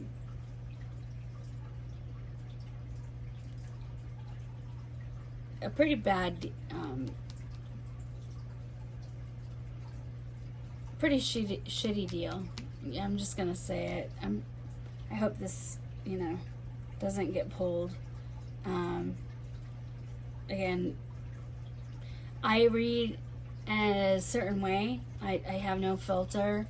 So for those of you, I probably should have said this in the beginning. I'll probably blurb it out. To be honest, I'll blurb it out to be fair and safe. But yeah, you've had a rough life. Really rough. Nobody cares. I'm feeling like this was a valid point. You went through a stage in your life where nobody cared. Not even your family. You might not have family. I'm feeling for some of you, you might have been raised either outside of the family or maybe adopted. And you really had a point, or your family was just abusive, narcissistic, toxic. And, it's a fair point. You had a point when nobody cared. And I'm sorry for that, but, you're ending that. You're moving forward. So, keep your focus on what you really want it to be and move past. Water. You've got water here. It's red water. I'd have to Google what, if there's any correlation or what is the spiritual meaning of red water. I know that, in the Egyptian times and with Moses and that whole battle, red water was a part of the trials that they had to go through in that situation. But yeah, so move past, take that step, really focus on what you want, just keep going. I know what I want, and I can't stop until I have it. What is it you want? What is it that brings you this Page of Pentacles? What is it that brings you this life, and that's going to... Oh, I love this Page of Cups. I especially love the view on it. What is it that's going to awaken your heart? Turn your heart back on, because you went through this isolation, and if you think of all this this reading is going to be extremely long, and I apologize. But I feel like it's really needed for someone. This goo, this thing that that you had to just, cut out of you. You know, get out of that dark night of the soul. Go through those stages of ascension and awakening. And many of you, if you don't know that terminology, again, Google is your best friend. But because I just want to spend the time right now just focused on these. And I might do different readings in the future, updates on maybe what it means, you know, dark night of the soul, different levels, divine union, divine counterparts. But for right now, let's focus on this individual.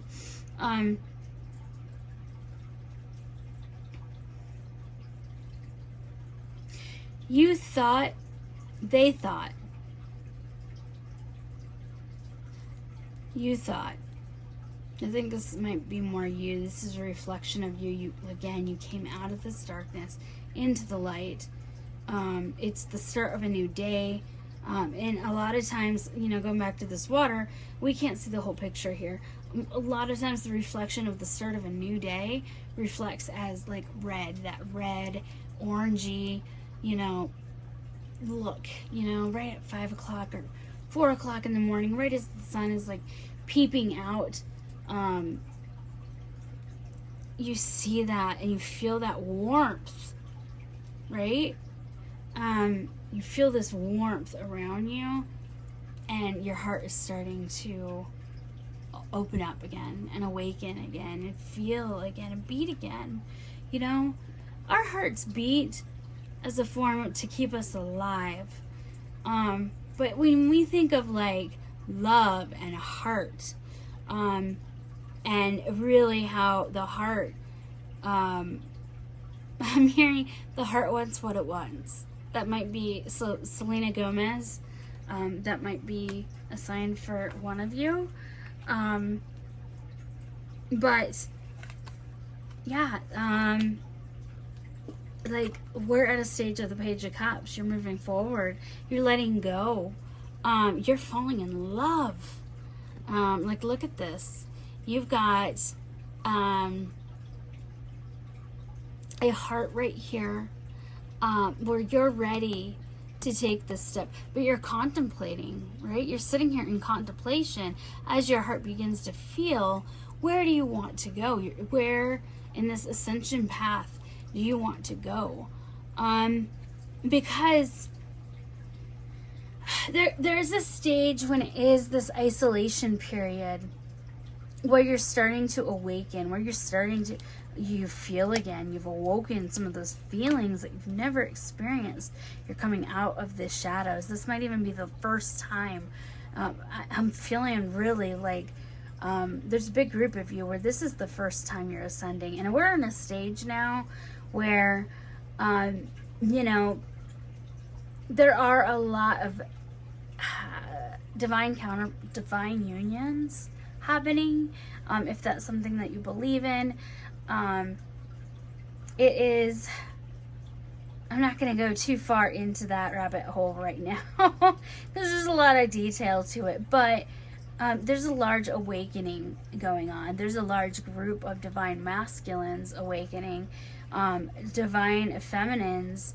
We have spent, you know, many of us have spent years moving through our junk, getting through this path so that we can be ready, so that now when our divine counterparts are going through it, we can be that soft place to land because we've done the work, and we're still doing it because obviously again, every stage is going to have its own significant trials or hurdles. Maybe not, you know, as long as you stay positive, but you know, there always is going to be that yin and yang, that balance of good and bad, and you have to have that.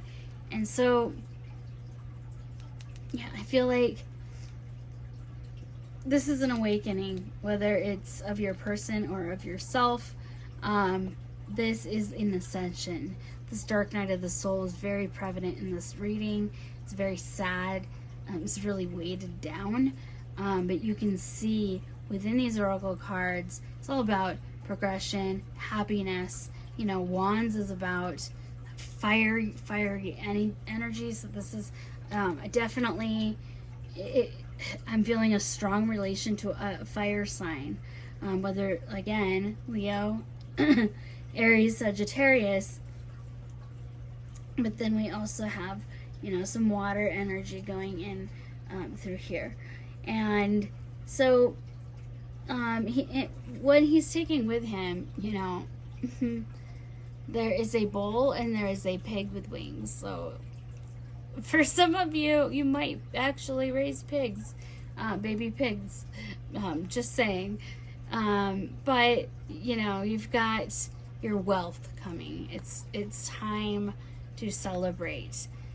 You feel, you're starting to radiate how you feel. Your thoughts create every second of who you are. So if you're miserable, it's your own thoughts that are doing it. And it's hard for me to say that because it's hard for me to believe that. And I go through stages of my own mental health where I do tend to be, you know, more negative in my path. I start to lose focus and start to go back into that victim state. And this is a confirmation for this pile. You need to let go of all of this. Like this gunk, it's telling you, remove it. You've got to get rid of it. You're not going to be able to move forward with any of this. So settle this out. Heal from this.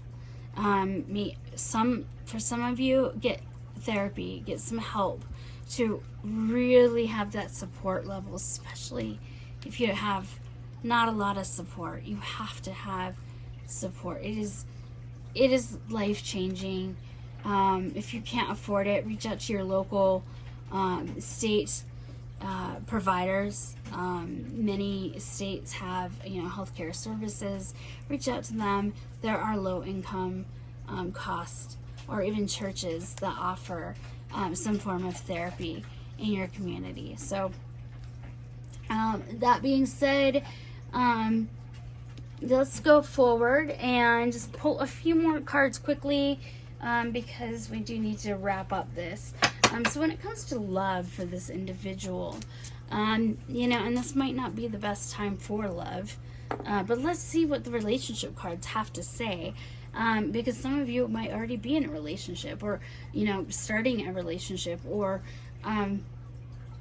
you know, single and kind of going through this and feeling alone in this isolation.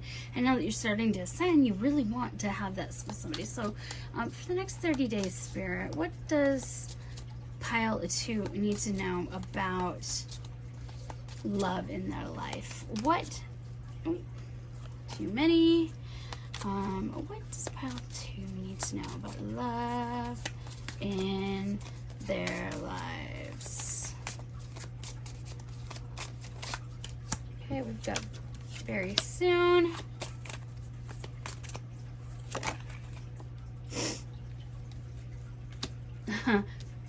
Release your ex.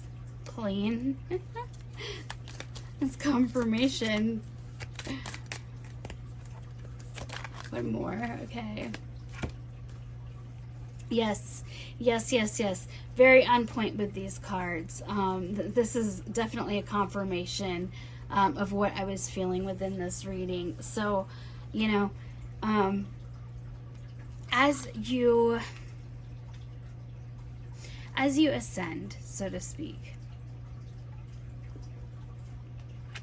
as you go through a dark night of the soul, you start to create room for love, your person to find you. I believe that there is many. I believe that there's one person for each soul. There's one person you're ultimately meant to be with. But there are many people that are going to lead you to find that person. And for some of you, it might be that person is you. But we all should have self-love in order to get to a point where we can let go of this so that we have space for this. And this is very much confirmation. So, right now is a time, as you're releasing this, you need to decide what you want. What do you want in a relationship? Really clearly. Don't just get to a point where like, I'm going to get toxic and I'm just going to be like, I don't want love anymore. I'm too hurt. I'm too hurt to want love. I don't deserve love. You got to get rid of that. You have to. Love is part of life. And, this even could be just loving yourself. This doesn't have to be a specific person. I'm feeling the need to say that for a small group of you. But I'm also feeling a call to say, for those, some of you are in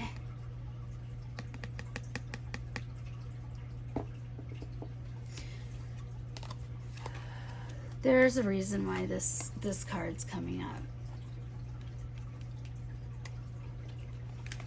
All three of these feel like there's an end. A lot of this yuckiness, this darkness, this isolation is created because of this X.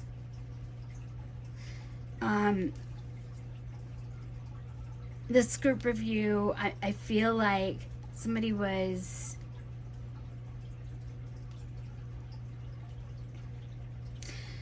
this relationship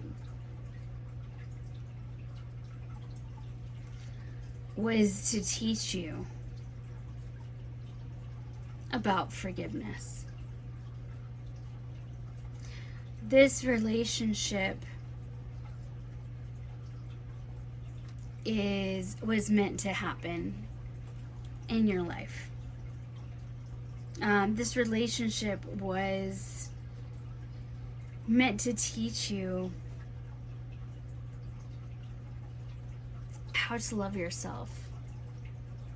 Or maybe in your past, and again, this could be, I read this based off of what Spirit tells me. So this could be either your feelings or how your ex, was feeling. Take it as it resonates. But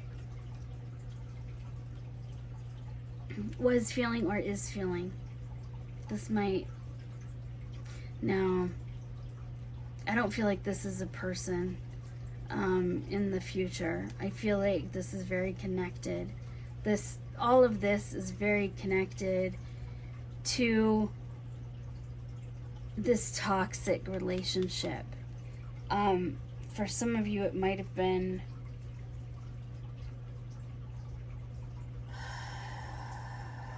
abusive in some form. And, I'm still getting used to YouTube, so I'm not going to go too far into that. I think, you all know your own relationships, but I feel the need to say that. And just remember, abuse is in many, many forms, and I'm not a doctor. I cannot confirm whether things are abusive or not. Again, so this is very individualized, or generalized. But I feel the need to say, so some of this was very linked to your ex. You're being told to release that. You need to decide what you want first, though. You need to acknowledge what you did in all aspects. It might be one big mistake that you made that caused this all to end, but what did you do to cause it to get here is what you really need to dig into. Not how it ended, not how you're letting this go. What did you cause to create this darkness? You can't blame you know, somebody else. And you also can't say, oh, they're perfect. They didn't have anything to do with this. It takes two people to tango. Oh my gosh. Again, I've been up all night. Woo! And it is 6:41.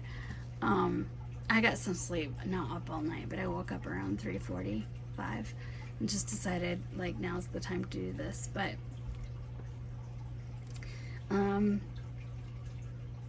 yeah, think about this one. We need to move forward, but think about this one. You know, it's time to decide what you want. It's time to clear the energy. You've got to let go of this. You are not going to be able to move forward. You have got some weight. And I'm kind of surprised that no cards came through as far as like this heavy weight. But you've got some heavy weight going on here. And I felt it before I even pulled this card, that you've got to wash this. See, it's a remover. You've got to wash this off of you. Energy. Think of energy. If you don't know, you know, the levels of energy, you can, like, again, YouTube it, Google it. There's many forms and shapes that you can go through to get this information. But, you know, energy works in many ways. And so if you still have this darkness, some of this sticky, you know, blackness that's attached to you, if you have any form of that on you, again, I keep hearing Spider-Man, you're not going to be able to move forward. You're not going to be able to start to feel. So you have to forgive and you have to heal. You know, you're not going to be able to be present to this other individual until you get rid of this darkness and you let go and you take your energy back and you forgive yourself. And if there's nothing for you to forgive, let's say you were in a relationship where it was abusive or somebody was cheating, or anything like that, and you're like, well, it was done to me. And I can tell you, because I've been that person. I've come from that. And it's easy to jump in that victim, like, oh, I did nothing wrong. You know, he's leaving me for no reason, or she's leaving me for no reason. Again, this is, you know, not gender oriented, but you really need to reflect on what you did also to cause this. That's where I said, look at this. What did you cause? Because toxic grows. It's like mold, right? It's created. And some relationships are just meant to teach us that lesson of like, oh, this is what we don't do. Because, you know, we very much loved this person, we lost this person, we made mistakes, or we didn't make mistakes, but you made mistakes. Everybody makes mistakes. Two people created this toxicness. So it's going to take two, you know, you can only like focus on your side and your impact from it and acknowledge, well, you know, if I actually did this and this and this, maybe that person wouldn't have done this and this and this. But don't sit in it, right? You've got to get rid of this yuckiness. You've got to not sit in it. Move forward. Propel yourself into the next stage. So we are running out of time for sure for this pile. I generally do not go this long, but this pile's been crazy. Oh my gosh, I'm so excited. You know, for those of you that choose to take this and run with it, I'm really having good feelings for you, but whew, feeling like that pull still. Just work on that weight, get rid of that yucky. And for some odd reason, this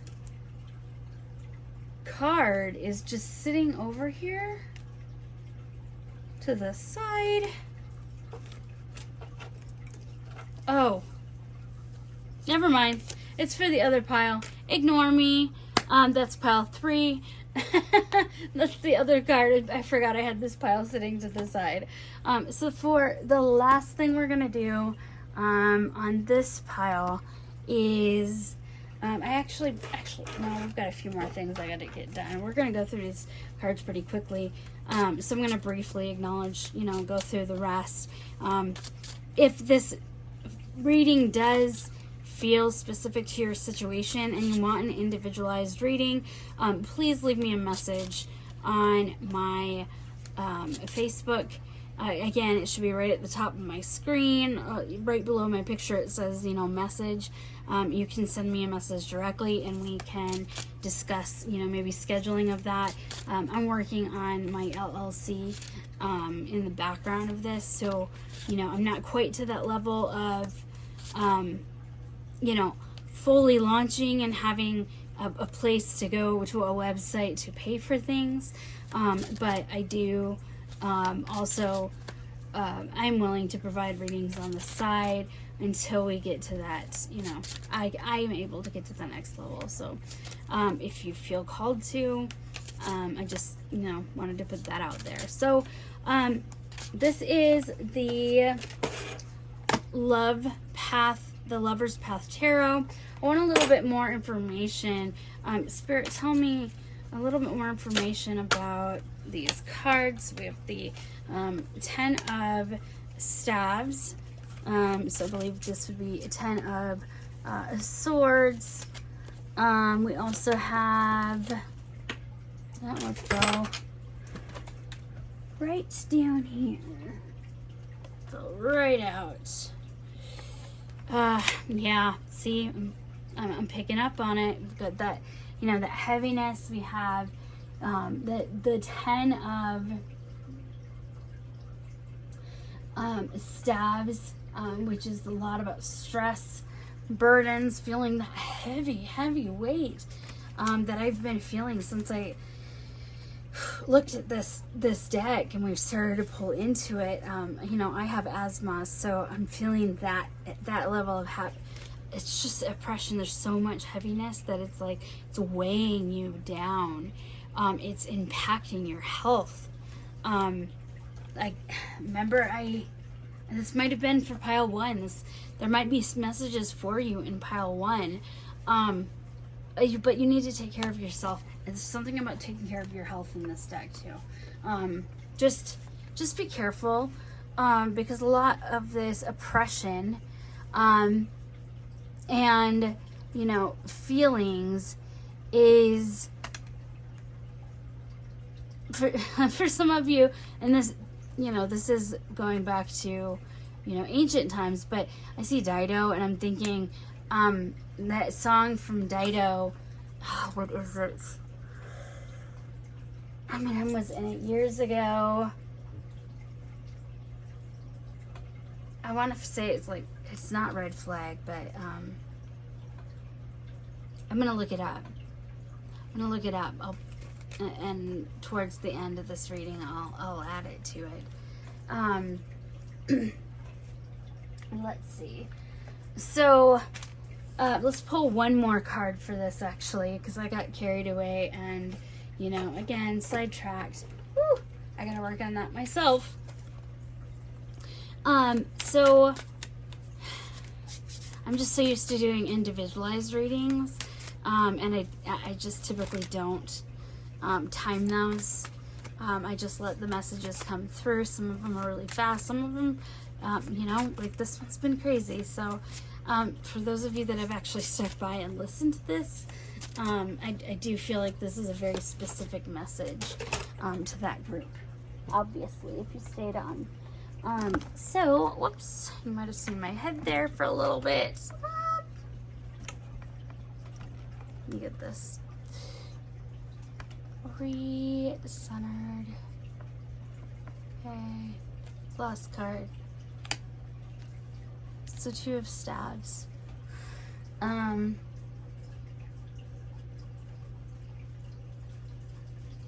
This is a lot of times seen as like the divorce card. And I'm gonna actually look up in this book specifically because I want to make sure that the Staves, I'm confident that they're the Swords, but again, I just want to make sure. So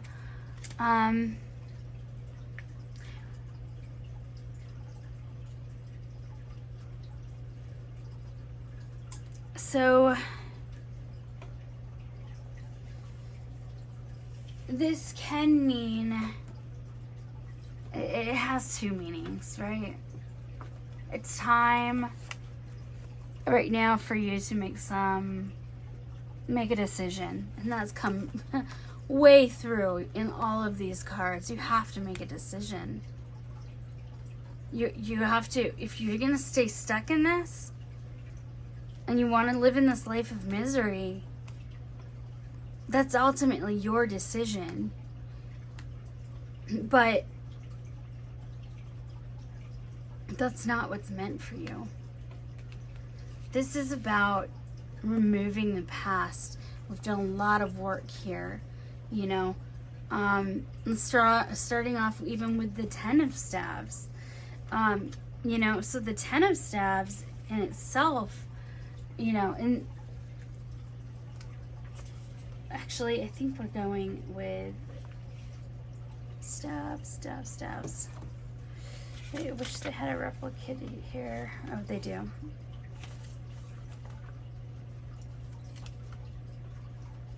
Okay, so my apologies.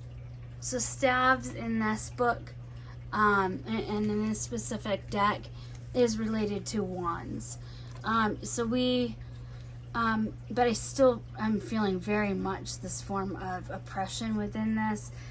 But wands are prominent in this reading, so because we already have Page of Wands, 3 of Wands, now we have 2 of Wands and 10 of Wands.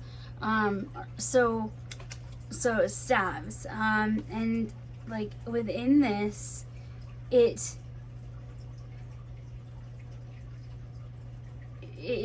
really talks about and involves forgiveness.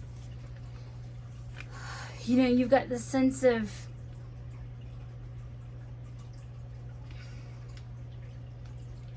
creative power within you. But sometimes when you take on too much and you love, I feel like this person used to be very loving, but they've faced so much darkness that they forgot themselves how to love and how to accept love. Many of us don't know how to accept love, right? And so, you know, within this, it's all about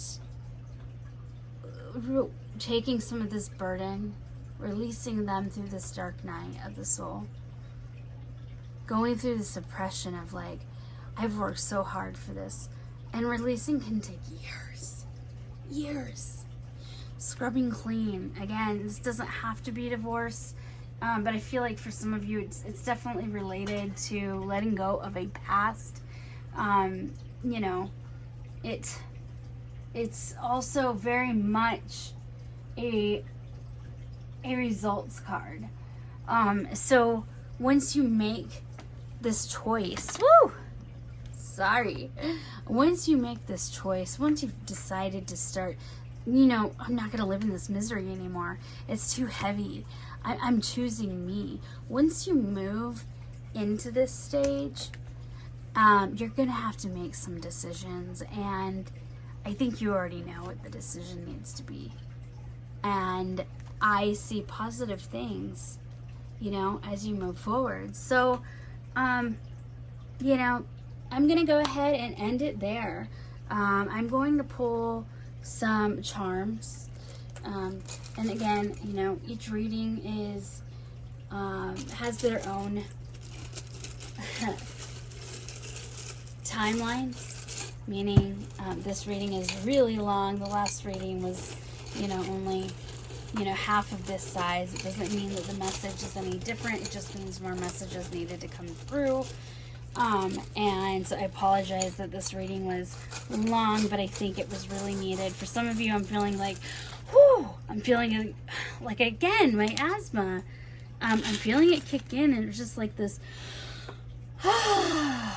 You know, maybe some of you need to just breathe. Just breathe.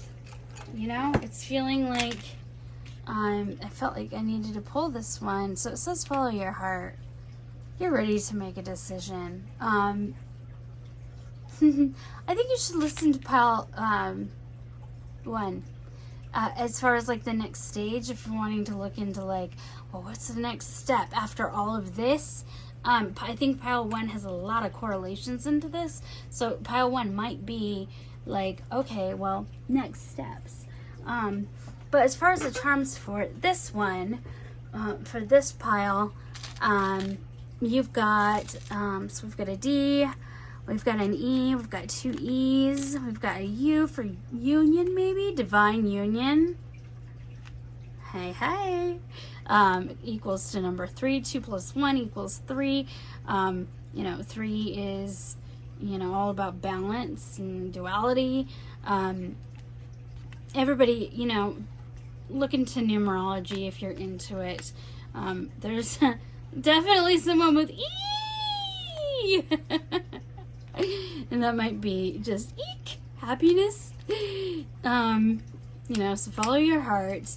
And let's get to the bottom of some of these remaining. So maybe this will be a week for some of you. This might be the week. Or maybe this is confirmation. He. I don't know. And then you've got, again, like D, H, we've got a W.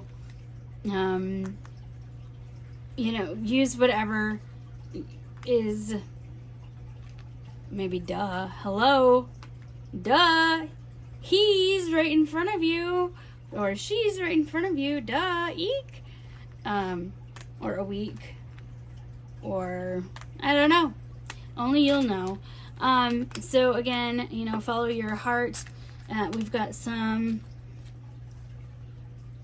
you know, I think luck is turning in your direction now that you are releasing this.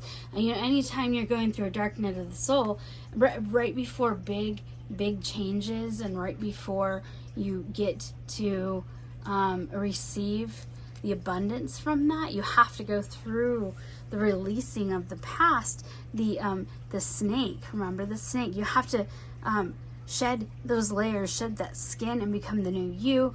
And you know, luck, you know, is here to find you now. And you've got, you know, you've got a bunny. So maybe for some of you, maybe Easter is a good time.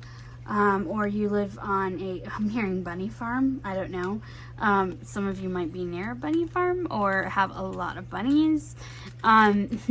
Here is the a dragonfly. This is a sign of, I wish I could, horrible memory. But dragonfly is really good. This is about, you know, renewal, shedding, starting light, happiness. Oh, it's about, you know, for some of you, dragonflies might just be a sign in general, from a spiritual aspect of, just, you know, they're beautiful. They are rare. In some places that you live, and so this is more of like that, hello, I'm right here, the light at the end of the tunnel, so to speak. You've got a shell, so, and you had water here, so some of you might be taking a trip to the ocean, or water has some type of meaning for you. So I think this is confirmation of this. And I also believe that dragonflies are more prominent around water. So, you know, I think that this might be, for some of you, this is a direct link to water. Again, look at this. So we have, I guess this is like a gecko, which I lived in Hawaii. So again, around water, prominent areas, you tend to see geckos. And they're actually really cute when they crawl along the wall. But if you're not ready for it, then you'll tend to be scared. You've got some love, you know, love yourself. Love yourself, first and foremost. You might have vampires, energy vampires, sucking the life from you. Again, release that toxic, get rid of it. So, this is confirmation. Get rid of those energy vampires from your life. You've got, oh wow, you've got quite a bit. This is a flying horse. I feel like there's a name for these, but I can't think of it right now. Been up half the night. I only have one more reading to go. But, and then we have an elephant, so maybe there's an elephant in the room that you need to call out. I feel like this might be with family. Energy of vampires. I feel like this might also be with this this ex and the toxic family and the culture that was created from this relationship. I just felt the need to say that. So, this, I'm moving all of these numbers up here. Again, we've got the Geico. We've got this small little, it's a bunny, another bunny. So Easter time might have something to do with some big news, some changes coming out. Also, Easter could be a direct reflection of, it's a family event. Maybe it's something religiously that your family is tied to. And again, Lotus is confirmation. She's like, and she's picking this pile to sit on. Lotus, come on. Come on. Let's move forward. Here, you can be in it, but you gotta be on the side. You gotta move.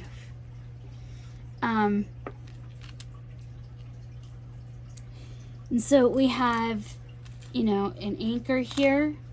So even if you're in the scary seas and you have a lot going on, there's an anchor that you need to hold on to. And I think that many of you didn't see that this anchor was a probability until you started to follow your heart and release some of this toxic stuff. And, then you're like, oh, that individual has been there. They're my anchor. They're my, or they're boating, honestly, because you have so much water here. You might meet somebody that is really into water. I'm hearing skateboarding, not skateboarding, wakeboarding. And I think, oh, see, we have this one here too. So yeah, Lotus is rearranging her objects as well. Snowflake, many of you, there might be something happening this Christmas, or somebody within this dynamic in this individual's future, because remember, this is the past. We're not going to look at the past. Somebody that this individual might meet around the Christmas time, or they really love Christmas. Another confirmation here, we've got a little cat. So you yourself might be into cats, or you might have little lovely cats like mine. Or the person you're about to meet in your life likes cats. Again, oh my gosh, I love this duality. See, this, I'm really excited for y'all's future in this. Like, same thing, it's this little, duality symbol of, infinity. It's the 8. It's you are one. You flow in divine union together. This is your future person, not this past person. I feel like this has to be released. This is not something you go back to. If you go back to this toxic person, and not that it's just this person, it might have been something that you did as well, that this relationship itself was toxic, or relationships. Maybe the thought process you had in the past doesn't even have to do with relationships. The way you have always been raised to think, the way that you were generalizing and being in your life, you've got to move forward from that. You've got to let it go. You've got to move forward to this next stage in your life. This is just very yucky. I don't want to talk about this. And so, that is, dogs, little dogs might have something to, a connection with you. Music might be a connection or something very important in your life. Here's another key, a key to your heart, so to speak. You've got a bird here as well, just flying. And maybe you all are traveling, or maybe, someone is about to come into your life of renewal. And then, you've got quickly, what is this? Oh, Cupid, love is on your way. Definitely read pile 1 or listen to pile 1. And, religious factors might be something that might be a challenge in your upcoming relationship or in your life. You might be called to see things differently from a perspective that you've never seen things before, such as this awakening, moving into, spirituality. It doesn't always have to be about church. Remember that. Your spiritual path is yours as an individual basis. And, as you awaken into this next stage, a lot of twin flames go through this. Each, again, the feminine and the masculine have to go through these stages in prior, relationships in order to become who they are. They had to go through these challenges to create the person that this is going to be. And you've got, you've got a little baby, you've got a child. So maybe some of you are bringing children into this relationship or this next stage into your life. You might be becoming a single parent. If divorce had a factor into it, and you've got like a little zebra in here as well. And then as far as these, I'm not going to go through these on an individual basis just because, well, maybe I will. I do want to kind of see the breakdown. It's interesting that 8 is coming up so commonly in this reading, because it was also linked to pile 1, but it looks like it's even more so. You've got some money coming, so manifesting growth. Sorry if you see half my head. Here's another money signal.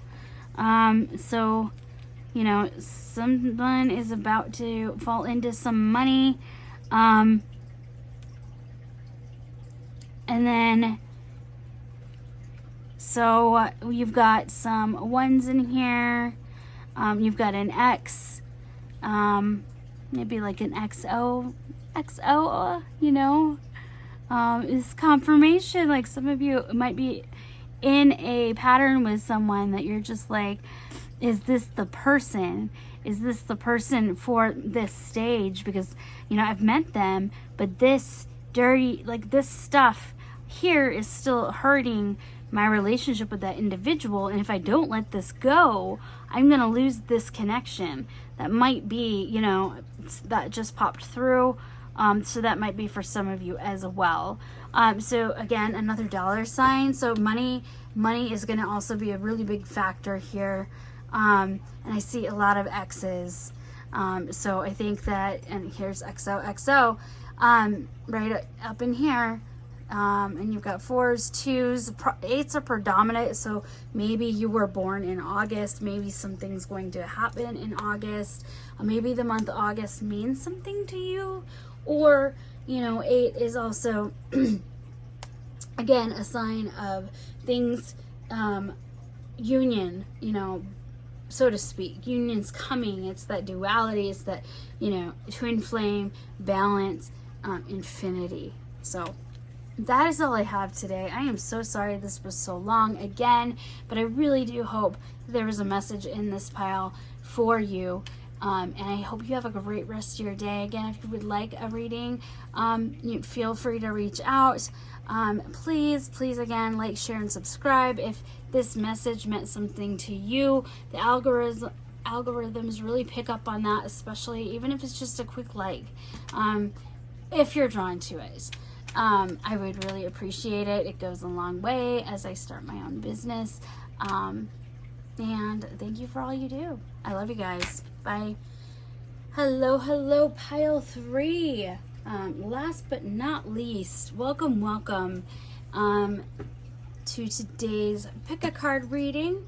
You chose the keychain with angel wings, little heart, and says 111. Again, 111. Ones are, you know, positive numbers. You know, this is about going forward, change. And also, it could be about love too. But ones are generalized, looked at from a collective perspective as, you know, twin flames, especially if you have, you know, any form of like ones in a pattern, which is kind of hyped up through the whole, you know, twin flame hype that some individuals have, you know, we've gone there. You can see it on social media and things like that. It's been very prominent, and it's used as more of a lax term at that point. But, you know, that's not really where that dynamic goes. And I could talk forever about that, but we're gonna leave that behind. But I'm excited to start your reading. So we have the Six of Swords. You can see that she is, you know, she's moving forward. Let me get this where I can allow you to see it closely. There we go. So she's almost moving forward regretfully. Or she is... No, she's not. I wouldn't... She's scared. It's not regretful.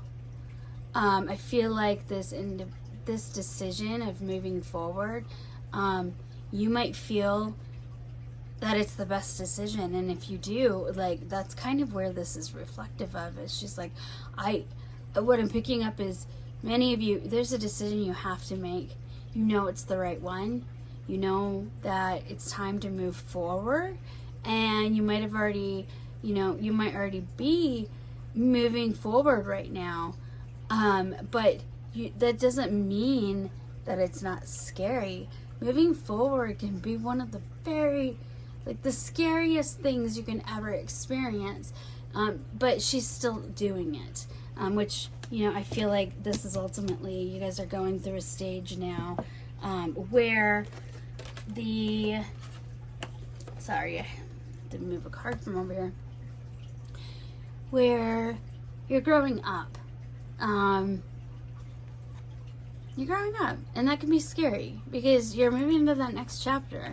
Life is about chapters, right? It's all about just keep moving forward, and sometimes it's not pretty, but sometimes you have to do it. So I do have some cards here that we're going to kind of go into more throughout the reading. But I have the Ocean of Emotion deck. It is by Bridget Rao with Divine Essentials. And honestly, back in the day, she had a group. Way back story, not going to go too far in the past, but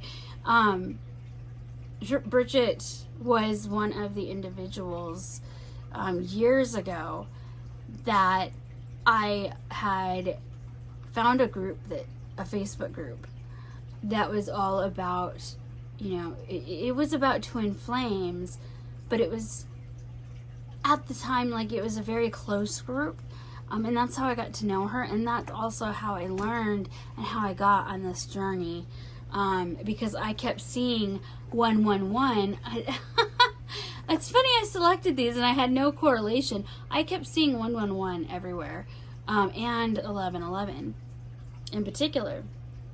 And so I Googled, you know, 111, what does this mean? Why do I keep seeing this number? And then angel numbers popped up, and I'd never heard of angel numbers. But I was like, okay, what is this? And I dug in more, and there was a general, like, you know how when you Google, sometimes you'll get pop-ups of videos that an individual has posted specific to your question, and one of her videos popped up, and then I clicked on it, found the group, and yes, she's, I love her decks. They're very detailed, and they have great messages within it. So, not to sit and do a plug, because that wasn't my intention on this, but it's a great deck. So it's we have responsible. I need to start saving myself instead of everyone else. Lifeboat. Right here. Save yourself. Get on your own boat. Like, nobody else is with this girl. And so this is your overall energy. And you need to just start saving yourself. Granted, and you've got these secrets. I know.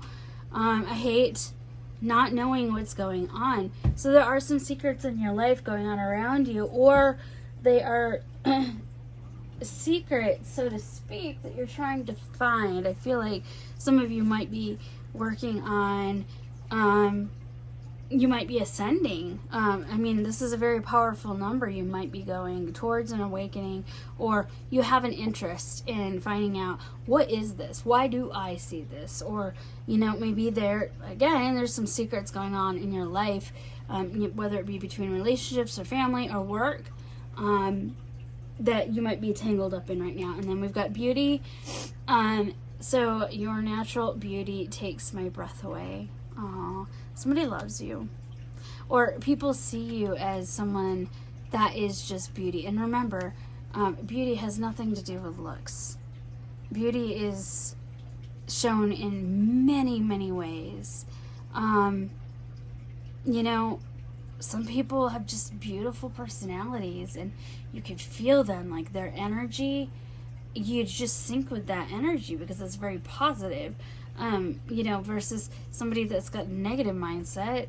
Like, you don't want to be stuck in that negative mindset. It'll wear you down. So this is a beautiful card. And again, we're going to break farther into these throughout the reading. And then we have the self-love card. So it's telling you to love yourself. It's card 42. So 42 might mean something to you. You might have been 42 and something happened in your life. You might be 42 now. Or, you know, 4 plus 2 equals 6. You know, take it as it resonates. But it's just confirmation right here. I love this. This is all about self-love. This is like the stage. I'm thinking about this as... and if you're into numerology, don't leave comments yelling at me. But this is what's coming to mind, you know, just popped in my head. For those that refer to ones as like a twin flame, I see ones differently also. Like, you know, ones are also just confirmations that I'm on the right path of change. So you've got 111, and the whole concept of 1111 being this, like that's the number.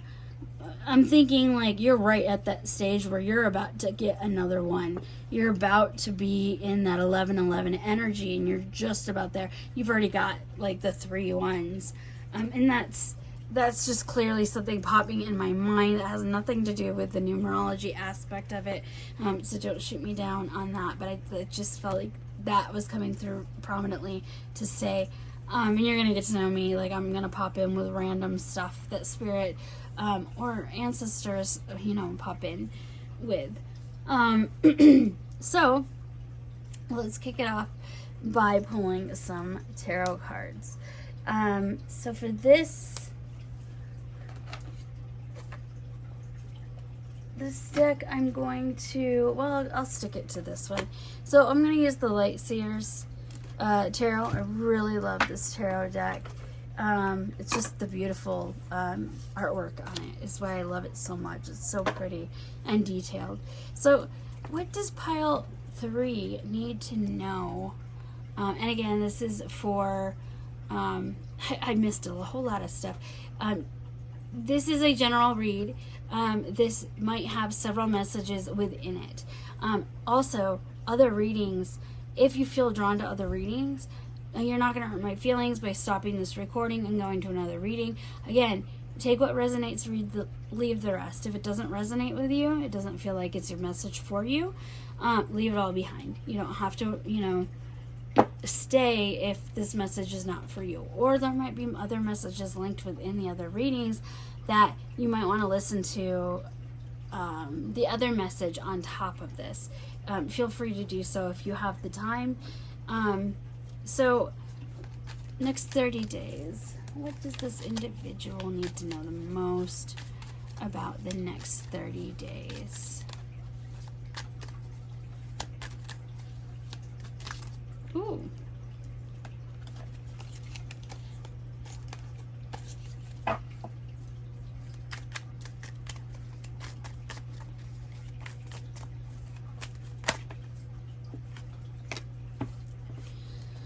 The Emperor. Like I said in the other readings, which you all wouldn't have heard, I do not read reverse tarot. So 4 of Wands. We've got the Emperor. So really strong energy here, individualism. Taking control of your life, which you are right here. Again, I gotta remember you guys can't see this. I'm gonna actually set. Well, I'll keep it right here. And we can always turn this if needed. But yes, you've got the Six of Worlds, you got the Emperor, both about fighting individually, creating the best self that you have to, freedom. I'm feeling many of you are very strong individuals.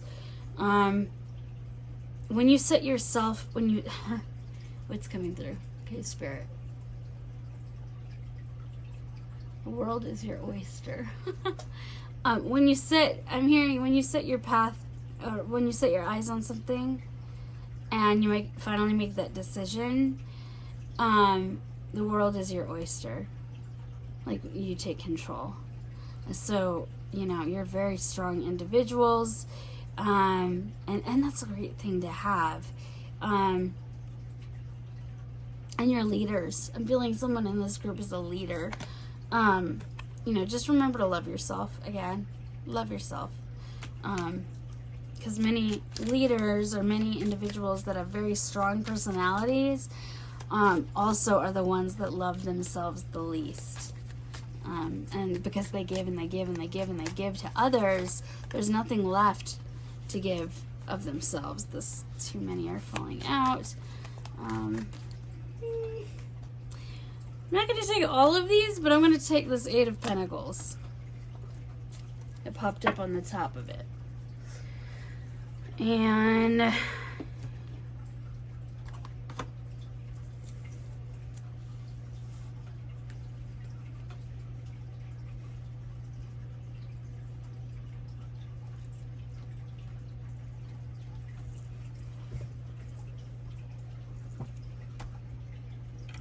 oh, one moment. Okay, sorry about that, pile 3. My light kept moving, and I just needed to get it more balanced because it was not tied enough, or twisted tight enough at the end. Okay, so going back to this, we're starting off with the Emperor. Again, this is somebody that's coming into this very, you've spent some time in this shadow work. You've done the work, you've gone through a lot in your life. You might have felt neglected, and you rose above it. You found that strength to walk away from it.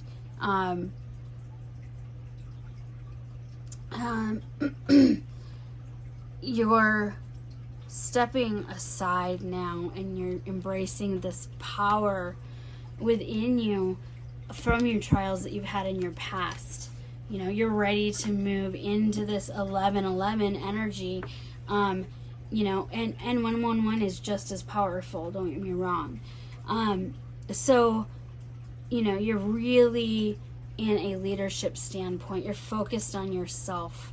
And that's what I'm really getting is this pile. You guys are really focused on you as individuals, not letting the outside world, you know, really get in and, you know, mess with you. I'm really feeling that. And you've got the, you know, Four of Wands.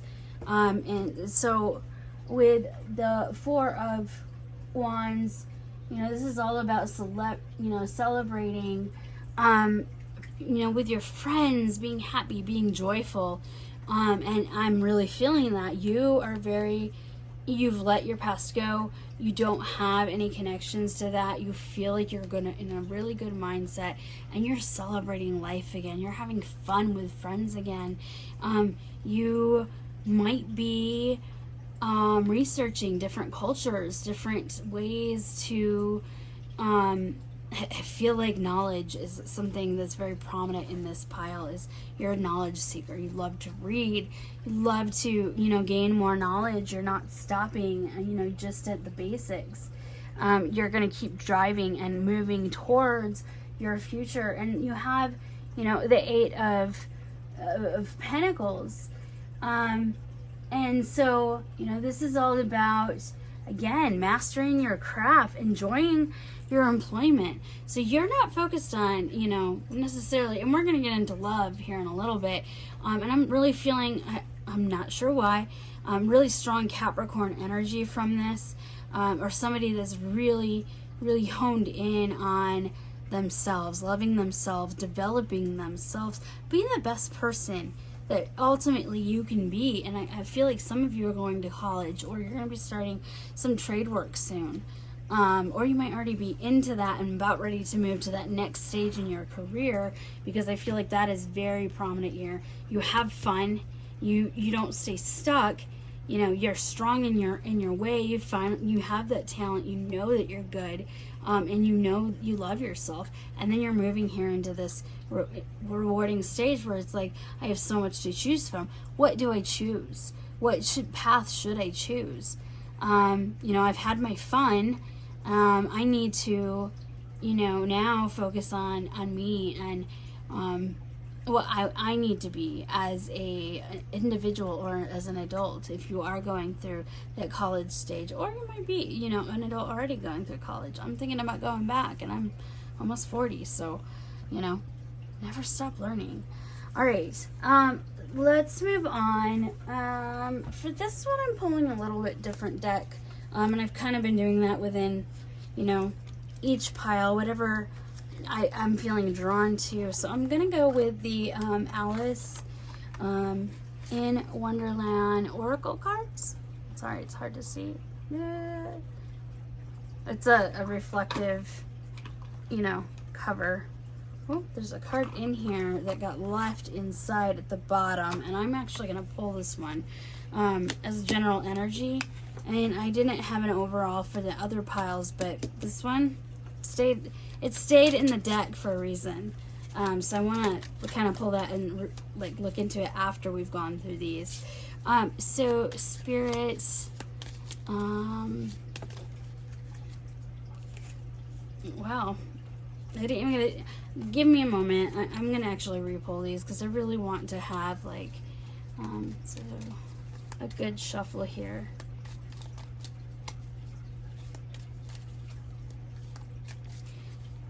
Spirit, what does pile 3 need to know right now for the next 30 days?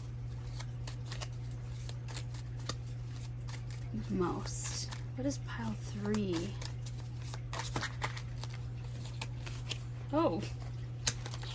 Ah! Okay, so clearly pile 3, you guys have a way, like the cards you're getting in this reading, they're coming out in a weird manner. I don't know if there's a relation to that or a connection to it, but yeah. Either all the cards are popping out or getting stuck in the box.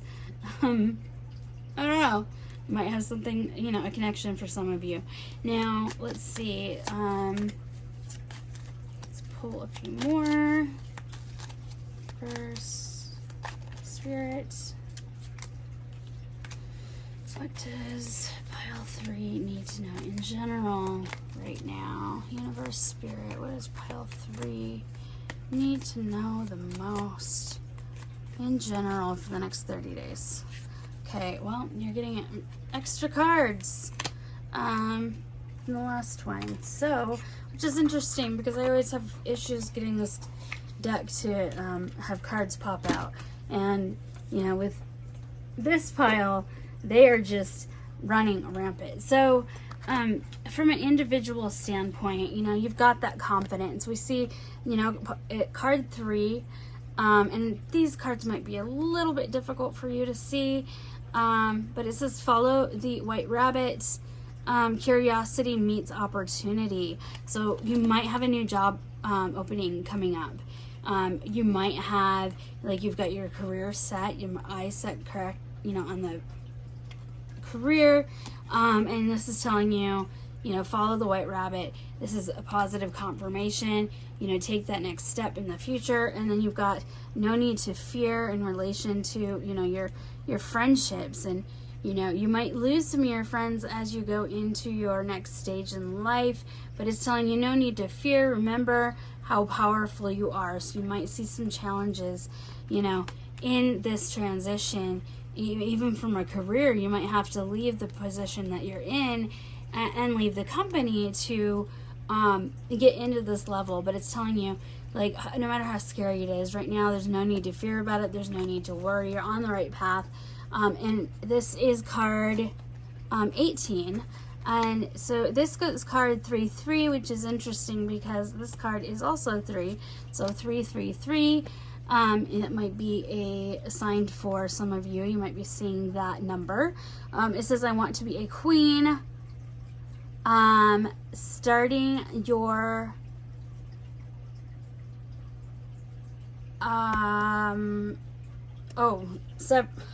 suffrage, declaring freedom and passing a test.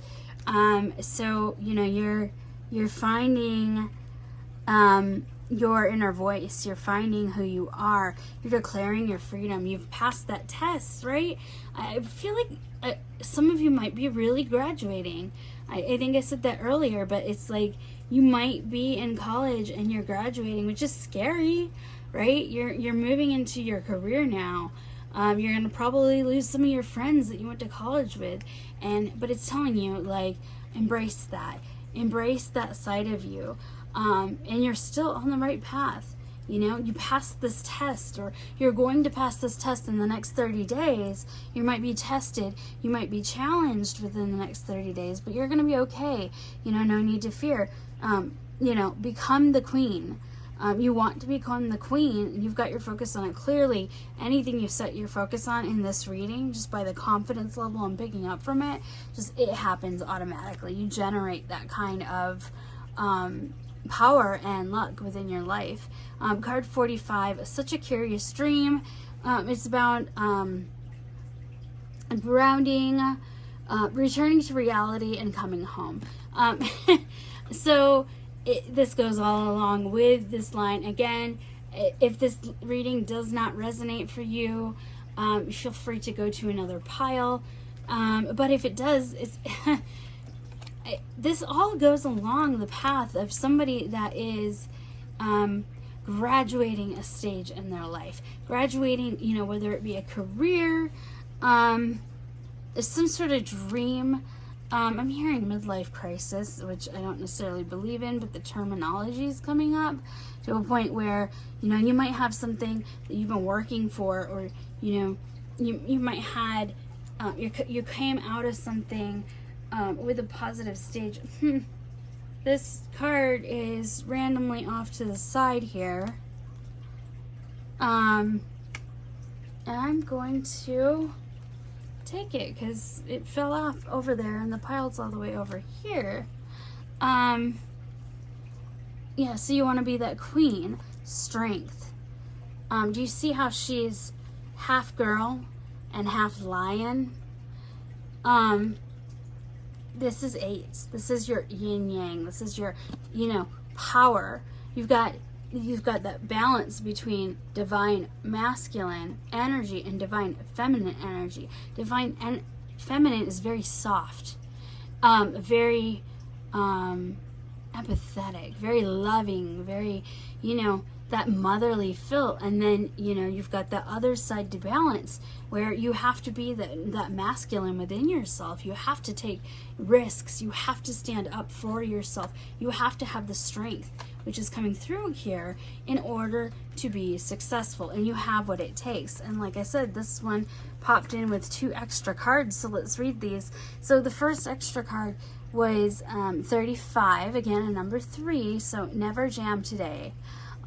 Promises that never come true, empty words, not living in the now. If you have anybody that's coming into your life that's, or maybe even in your life still, that is kind of like sucking the energy out of this, maybe somebody that doesn't believe in you, maybe you feel like, people don't believe in you, and it's something that, is resonating in your mind, don't look back on the past. Just because promises from individuals didn't come true in the past, maybe it was empty words, or maybe you feel like they were empty words, not living in the now. That might have something to do with letting go. I feel like some of you need to let go of a situation that keeps, I think it might be romantically, keeps popping up, and it's going to impact this reality, right? And so this is a card of, not living in the past, letting go. Don't hold on to empty words. Proof's in the pudding. You can say a million words, but it's in the actions from an individual. And for those of you that are empathic, you're already going to know. You don't need words. You can feel how empty words can be, but sometimes it's good to have that confirmation within words, so that you know that it's not just something that you're making up in your head, but ultimately, you know who that person is on an individual standpoint just by their energy. And I feel really strong energy between this. I'm feeling very, very much a Leo energy and a presence within this. And I say that because I'm also a Leo. Not just because the strength card came up, but I was seeing it immediately. As soon as I saw this person, I'm like, this is a Leo. Like there's whether it be your rising sign, your sun sign, your moon sign, or any other, you might have Leo predominantly in your chart, or they might have it within their chart. This is very much a confirmation of this reading. It doesn't have to be a Leo, though. It could just be a message of strength across the board. So this individual, again, is very strong. But remember, those of us that are strong are strongest, and this happens a lot with Leos. I only say this because I'm a Leo. I'm actually all fire. I'm a Leo moon. There we go. I'm a Leo sun, Aries moon, Sagittarius rising. So I'm all fire. Love yourself, though, guys. I'm telling you, because I lived through it, because I'm a Leo. If that is something you're dealing with, make sure you love yourself on top of all of this, because this is going to work out. Like, you're strong. You're going to bounce back. Whatever this is, you might not even have something to bounce back for. It's just see that this person is like, I'm strong. I got this, is what I'm feeling. I got this. Don't worry about me. I got this. I'm not going to, but just keep that caution. It's easy to fall back into that pattern of the past. Let that past go. Forgive that past and love yourself. Sometimes, I don't know. I just feel like very good things are about to happen to this individual. Again, this goes back to the one that we first pulled, or for the first that fell out and stayed stuck in the box. It's about grounding, returning to reality, and again, coming home. So let's move into love really quickly. for this pile. I'm going to actually start with these and then go into my angels deck. But this is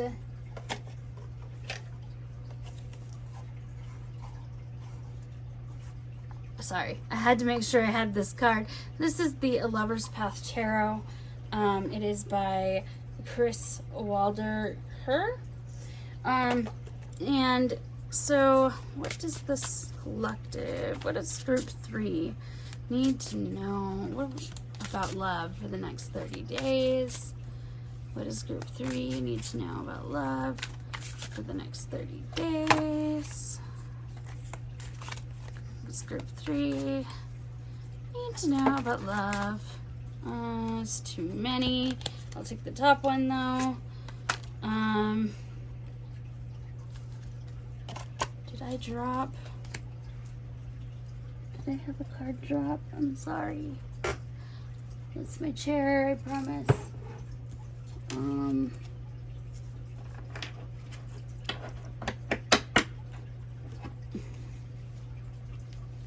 Maybe it will reappear. I have things like this happen a lot, where things just vanish. And, I mean, I lose things all the time. You can ask some of my closest friends, like I could be on a conversation and just like completely forget things. I shift here and there and I'm just like, oh, I remember like the memory of it or the feel of it, but I can't remember the actual, I'm just gonna move this one here, the actual message that I was getting, from that situation. So also this card is, oh, here it is. It was in my hand. There we go. I have the Judgment card here that keeps popping out. I'm not going to take it because it popped out with that group. I'm feeling kind of called to it. And again, this also has Princess of Arrows. So I'm going to put these back just in all fairness, because they did pop out and I found them as I was locating that. But just if they pop out again, then I guess it's meant to be. But I just wanted to call those out. So love, what do we need? Okay, 7 of Arrows. I think I lost this card too. What is going on here? I promise I'm not. Something about this energy is feeling very scattered. Maybe, as much as you seem confident and you're strong, some of you are feeling. Okay, wow. So interruptions. My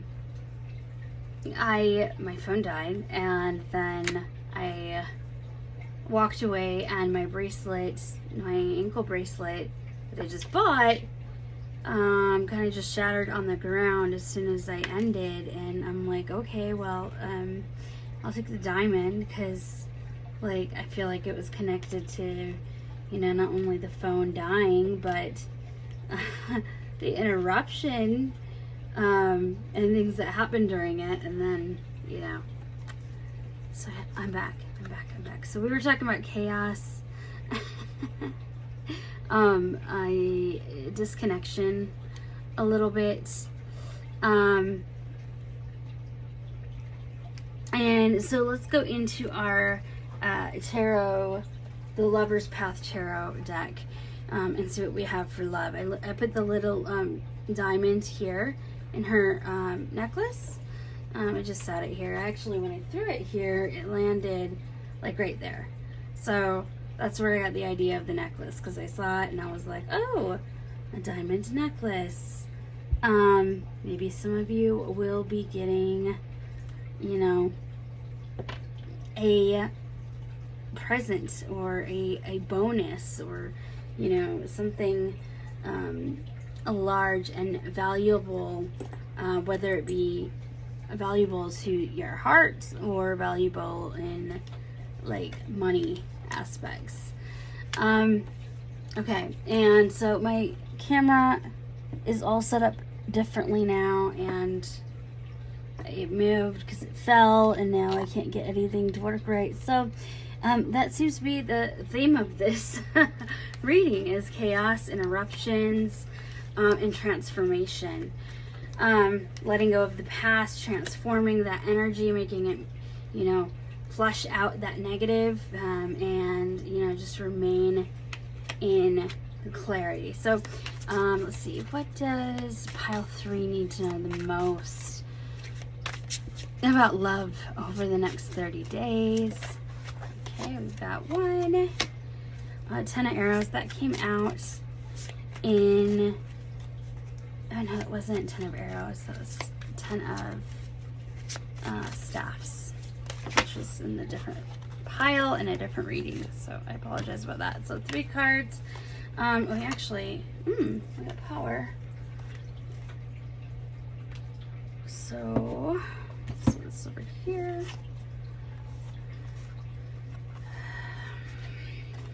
I like that. Okay, lots of arrows.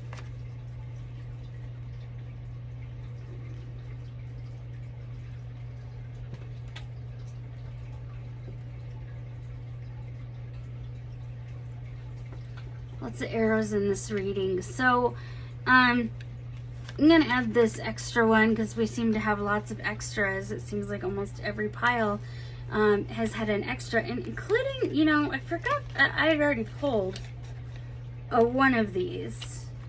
So I'm gonna stay with the first. It's interesting that it's all still, you know, arrows, and I'm gonna kind of keep this one as maybe a clarifier to this this section, just in general, just to, okay. Got interrupted again. So there might be something to do with this specific reading in regards to interruptions. You might be on a very strong and knowledgeable path. You know, this is very, like I said, you know, you've got fire signs here, lots of fire signs, but you also have a mixture of air, which is Gemini, Libra, and Aquarius, with all of these arrows, which are equivalent to, in a general tarot, these would be the swords. Which is a lot of swords power. So you might be in your feminine energy. You might be here in your lioness energy. But arrows is all about divine masculine energy. And here's this balance. Within yourself, I feel like you're very much focused on your staying organized, and fighting for your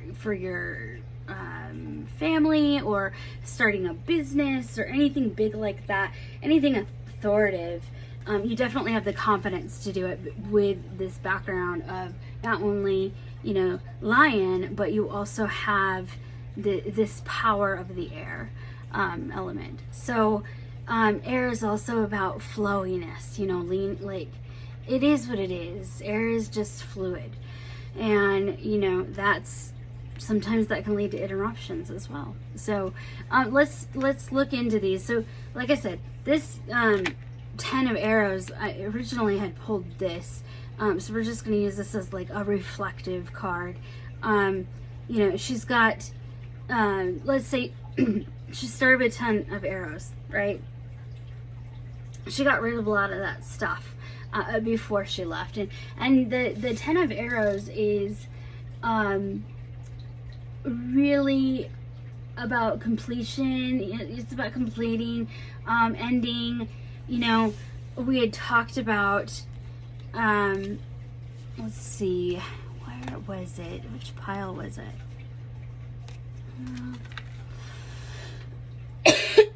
Really moving forward into the success. And this could be about just ending a new, like a prior chapter. We've talked about that. It could have resulted in some painful experiences and things that, you know, you've cleared out in your path. You know, you've hit rock bottom. You're starting to build yourself up. And you can see this in the Seven of Arrows. So, you know, in the Seven of Arrows, this is about, you know, disillusionment. Sometimes it can mean that you're running away from your problems, or you're being dishonest with yourself. Maybe when it comes to a situation that you've had these secrets with, right? You hate knowing what's going on. Maybe you have some knowledge of something that, like, you're not fully being honest with it, and you're not quite sure how to be. And, you know, within this stage, you know, you just need to continue to focus on what you know, and then, you know, just be as honest as you can. Some secrets can be a hindrance. So if it has to do with a business, and, you know, there's things that you're keeping from employees, you know, that would be a different approach than keeping, you know, secrets from family or, you know, significant others. So again, this is all about love. And I do have more of a definition. I'm going to grab this, you know, this Love Tarot, Lover's Path Tarot book, just to confirm, because this is, it's a little bit of a variance when it comes to, you know, obviously the arrows are like, you know, the swords within a general tarot, and, you know, swords lead to death and ending, and it's all about, you know, that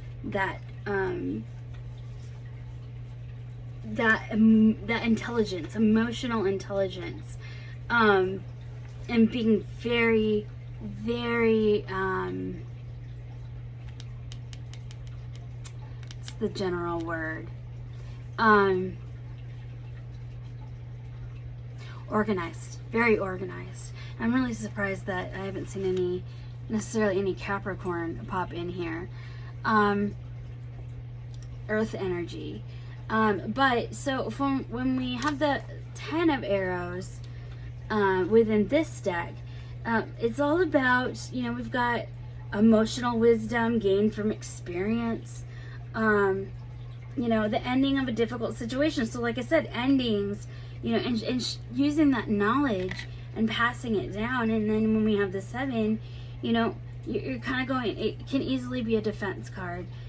You might started strong, and you might be feeling like, well, maybe it's not going exactly how I wanted it to.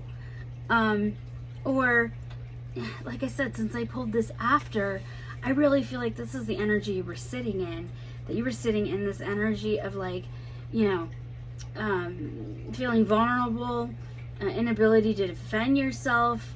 You know, you might have just moved out of that toxic energy, and so now you're just trying to find your place.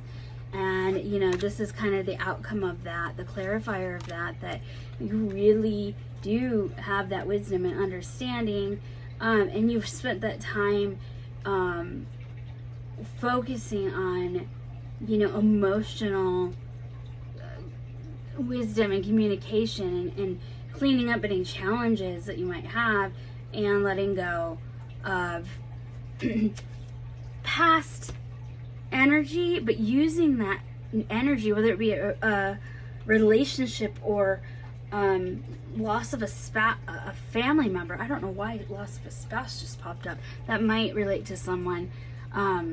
You know, if it does, I share my condolences. That is just tragic and heartbreaking. But like I said, I can't control always what comes out in these readings. And you're moving into this power card. Now, what you'll see here in the power card is you have a king and a queen, right? They're the ultimate power that rise above. And, you know, you've got this mixture of fire and air. And fire, you know, honestly, fire grows stronger when air presence is around.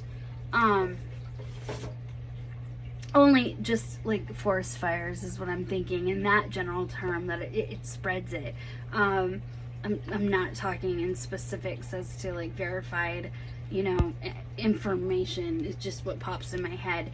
And then we have this power card. So like I said, this power card is all about, just really owning your power. And, it is, let me grab this clarification, because I want to say that it is more so of a union card, which would be like an 11 card. But this deck is a little bit differently, so I just want to pull up that confirmation first. Well, no, so it's more like of the Emperor, a traditional tarot deck. And so, that's all about, again, leadership, strategic planning, all air elements. Even within this, you are very organized, you are very strong, you're a very strong individual. You might have faced a lot of things in the past, but you don't show that. You don't show that in the face of others, and that's really what makes you strong. But sometimes being too strong can also break you. So just keep that fine balance of it, which I see in this card. It's all about strength, balance, power. With the Emperor, the ability to use your power wisely. Maybe network with some individuals that are can teach you, mentors, or meeting with an authority figure to really help you figure out your problem, and just really have the ability to lead and inspire. And I look at this as a power couple. This is your duality, this is your balance, this is your not necessarily, this could be a love relationship. I don't feel love coming through and necessarily in this element right here. I do feel love coming through in this reading, just because we have that Princess of Arrows right behind it. And so it's Princess of Arrows, like, let's see, it's more of a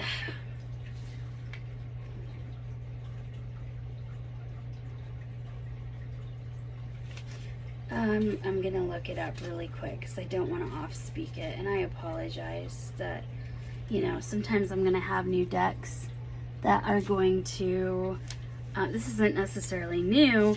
I use it quite frequently, but when I'm doing live readings, I don't always necessarily go in depth in the same token, or I have these up. So Princess of Arrows, it's all about renewal, right? It's about again, Arrows is very, very structured, power focused, controlled. So you're going to see some good news that's going to be coming in, and it's really going to be bringing an understanding of maybe something in your past, maybe something that you had said, whether you intentionally meant it or not. It's going to bring some clarity to that situation. There might have been some friction with an individual or individuals from your past that, the Princess of Arrows is bringing clarity to that. It's going to clear that up. And it's also, an educational card. So, take the time to, create, not just create, your new way of living, but ask others, like refer to others, ask friends. And I'm just going to note, like, we do have, just from picking up these cards, I'm feeling like a renewal of a relationship possibly. And that led this situation to individualism. Maybe not, and this is just based off of pictures again, and I already told you, the technical aspect behind it, but I'm feeling like there might have been a partnership that you let go, and this is your time of reflection of, you've got the Emperor. You need to start saving yourself instead of everyone else responsibility. And with that Emperor, it is that planning, strategic, letting go of the past. And so this might have been something that a reflection of what was going on, and you're stepping outside of that in order to really hone in to your individualized side, to what to your, what makes you you, ultimately. And, and then we've got this extra card, that had popped in, and it is the Ace of Arrows. And the Ace of Arrows, will kind of be ending with this. We've got beginning, it's the time, it's beginning of a focused period of growth. You're going to be inspiring action. You're going to be having new opportunities. And this also, arrows, like I said, it's very masculine. It's very, the yang aspect of life. And you're going to be really honing in to that power. Keep it balanced again, because you have to, regardless of your gender, if divine feminine and divine masculine power has nothing to do with gender. It simply has, I might as well take this off, something to do with that masculine side that's always needed balance at some point in our lives. So you're very driven right now and focused on, the outcome. And so I want some clarifiers actually to this.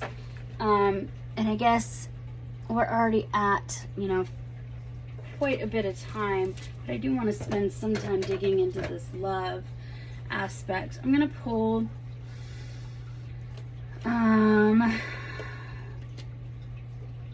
the Lovers. Actually, we're going to do a different one for love for this reading, because I'm not picking up that you have any specific person per se. Maybe the person you let go, or maybe you had a separation with that person. You know that they're meant for you,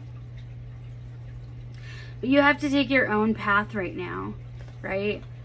And sometimes that means stepping out of what and stepping out of your comfort zone, and maybe that person's going to understand that if you have the right individual in your life. So right now we're going to move into Amira's Love Oracle cards. So let's see what comes up. What does pile 3 need to know about love in the next 30 days? What does pile 3 need to know about love in the next 30 days? Love, love, love. This card keeps wanting to come out, so I'm pulling it.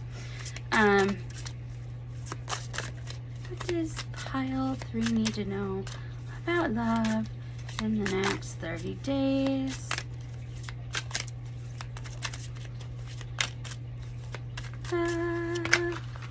Whoops, 2. Well, might as well overturn these. Again, professionalism. Something about this pile is you guys are all very focused. Maybe you're a Gemini. Although, Libras can be focused too. I tend to find them a little bit more relaxed. And then Aquarius is kind of all over with their emotions. You never know what you're gonna get. And I only say that because my daughter's Aquarius. So so we've got, we've got some value coming in. As far as love, you might have met somebody and you're really taking the time this time to really analyze the quality of this individual, because they're a gem. Look at, we've got gem, true gem. That might be why that popped out.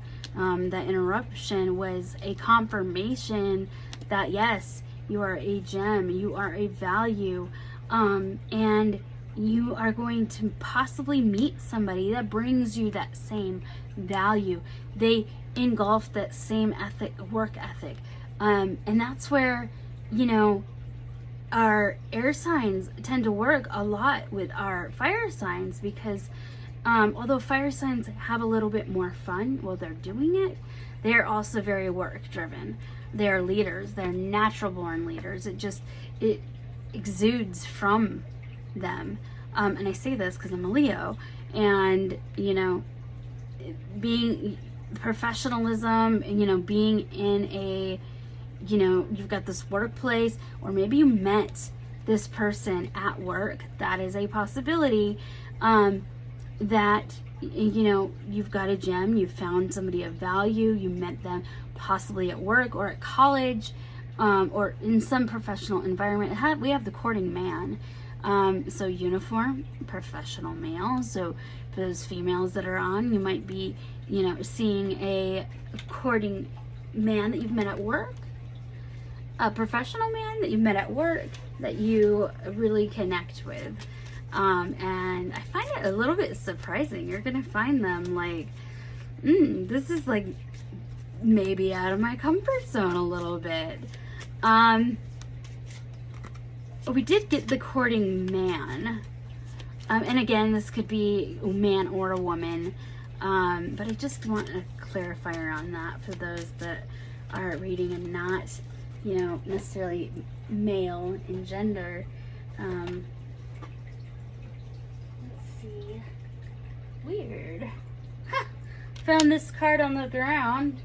Not sure when it fell out, but I'm going to take it as a message for us, and I'm still trying to find that message. That card that just dropped from this deck.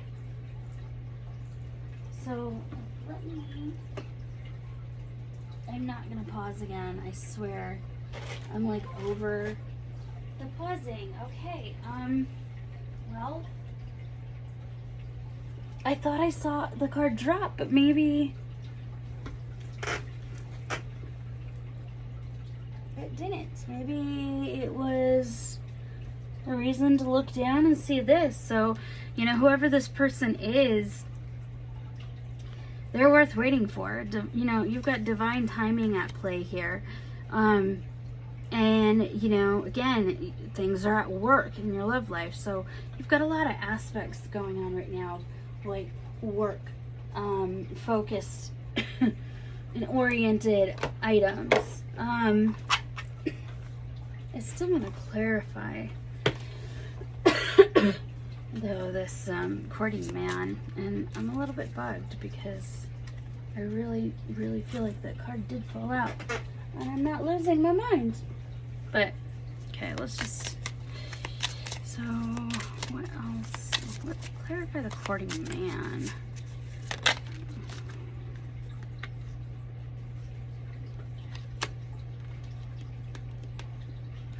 Okay, so this is like, this is exactly what I had a feeling it meant. I just wanted to just, I felt like I needed to pull this again. So we've got, the courting man here, but in the same equality aspect, dating queen, courting man, same thing. Just opportunities, abundance. She's going to be bringing in that feminine energy. So you've definitely got, someone coming forward that not only is a professional in the workplace, but also, you find them very intriguing, and you're drawn to them because the more that you're with this individual, regardless of gender, opportunities and abundance are going to start happening for you in the workplace as well, or in your professional career in some aspect. And this is why you're going to start to hold on to this person, because you're going to start to see, wow, you know, they not only give me that professional, they understand me as a professional, but they also understand me when it comes to, you know, what I want and ultimate goals in our lives, and they're worth waiting for. I mean, how much better can it get from that? So to end it, I am going to pull some charms. I'm going to shake this up pretty good because, you know, we've used it on different readings. Let me... That's not going to work. I need...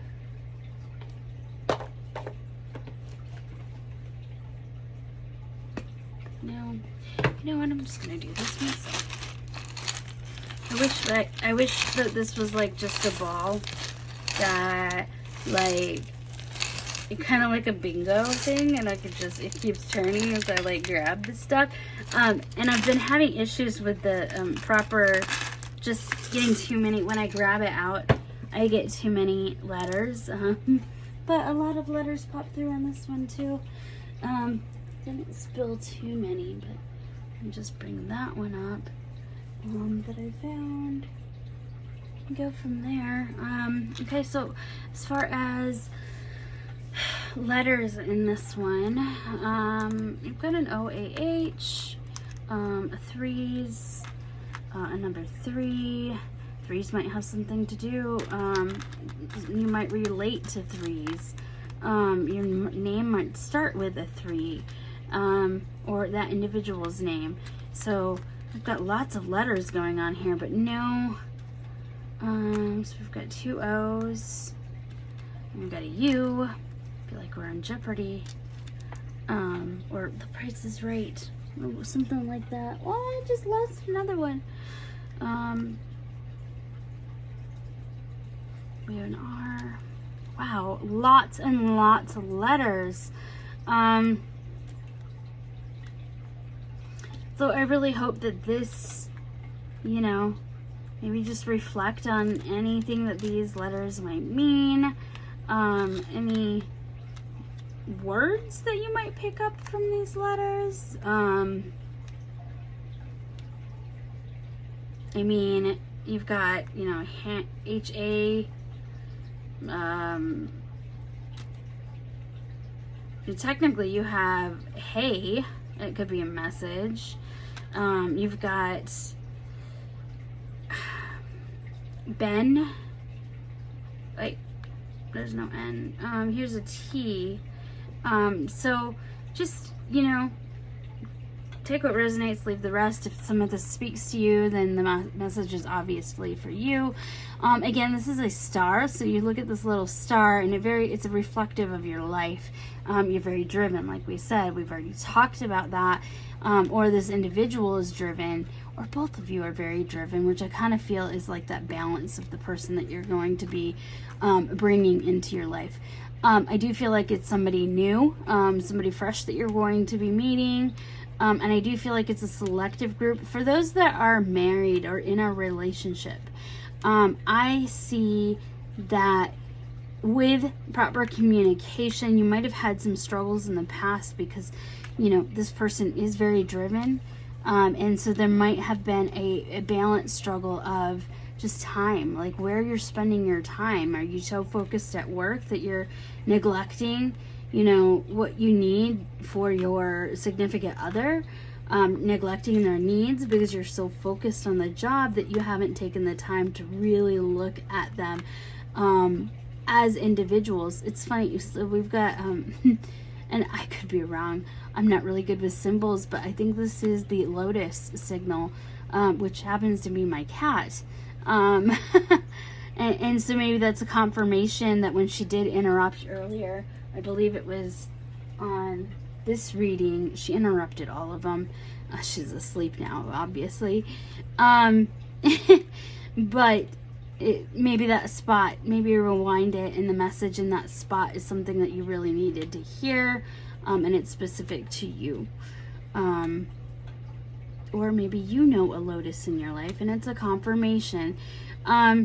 So we've got, you know, we've got an angel here. There's many things. We've got, you know, a whale. So, but if you look at this whale, it's got a block, so it can't, like, it's trying to come at you. And that's what I was feeling here in this level, is you might have somebody that's trying to, you know, come in and is jealous of you, but they're going to be stopped. They're not going to be able to get through because you just shine. Like, your energy is so just positive that things work your way. Magic just kind of flows in your direction. And, you know, I'm not quite sure what this is, to be honest. I want to feel like it's a zipper, almost. But you've got, you know,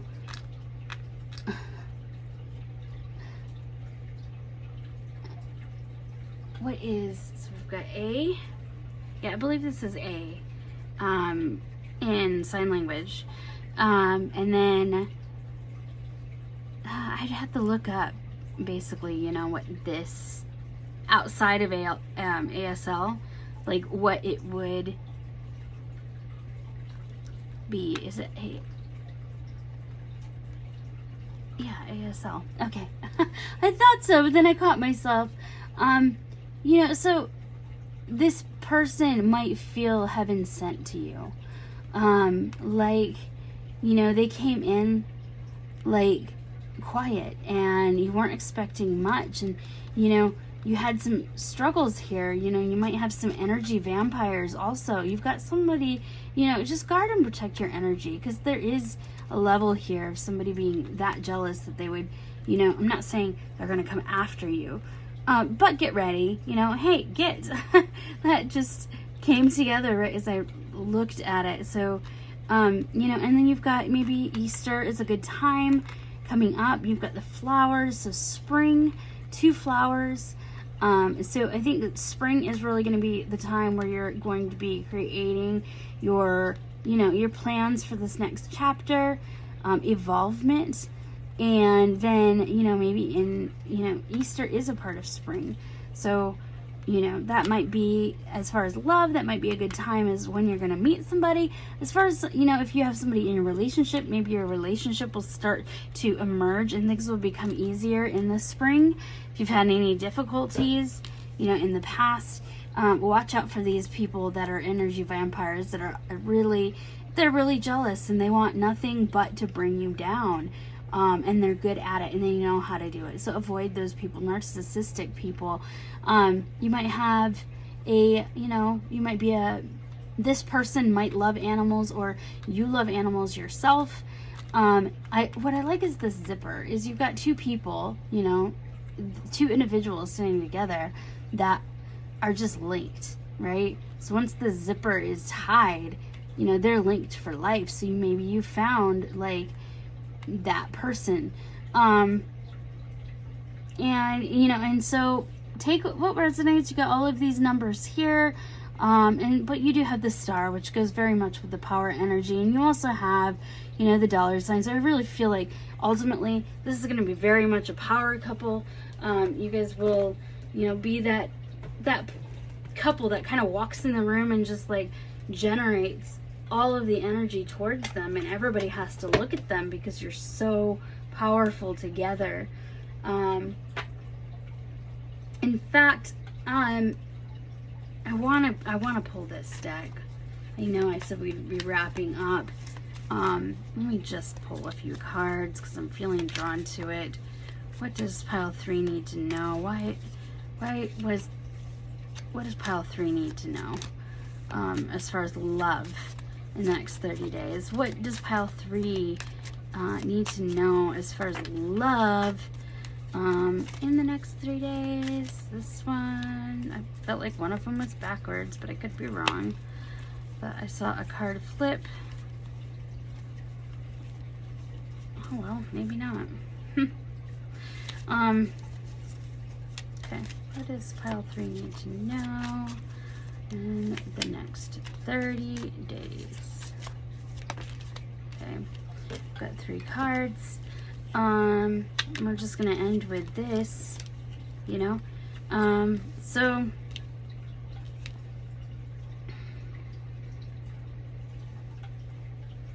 this is hard to end on.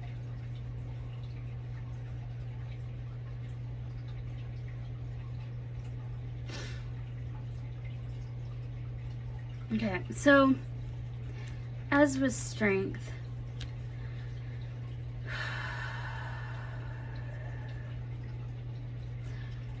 nobody can be perfect all the time, and you cannot hold everything up. And I think like these messages here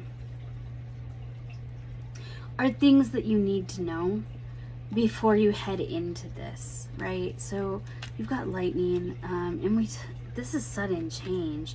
You're letting go of that past. You know, you've got shocking news, maybe an epiphany, upheaval, transformation, shock, you know, surprise, sudden change, lightning.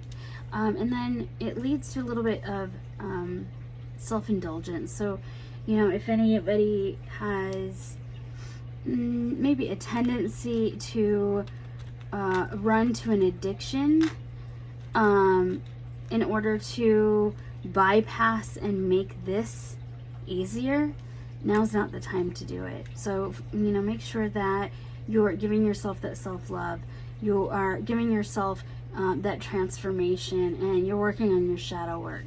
Cassette. Outdated thinking, conditioning, role playing, or replaying of events over in your head. You're not going to get to this place.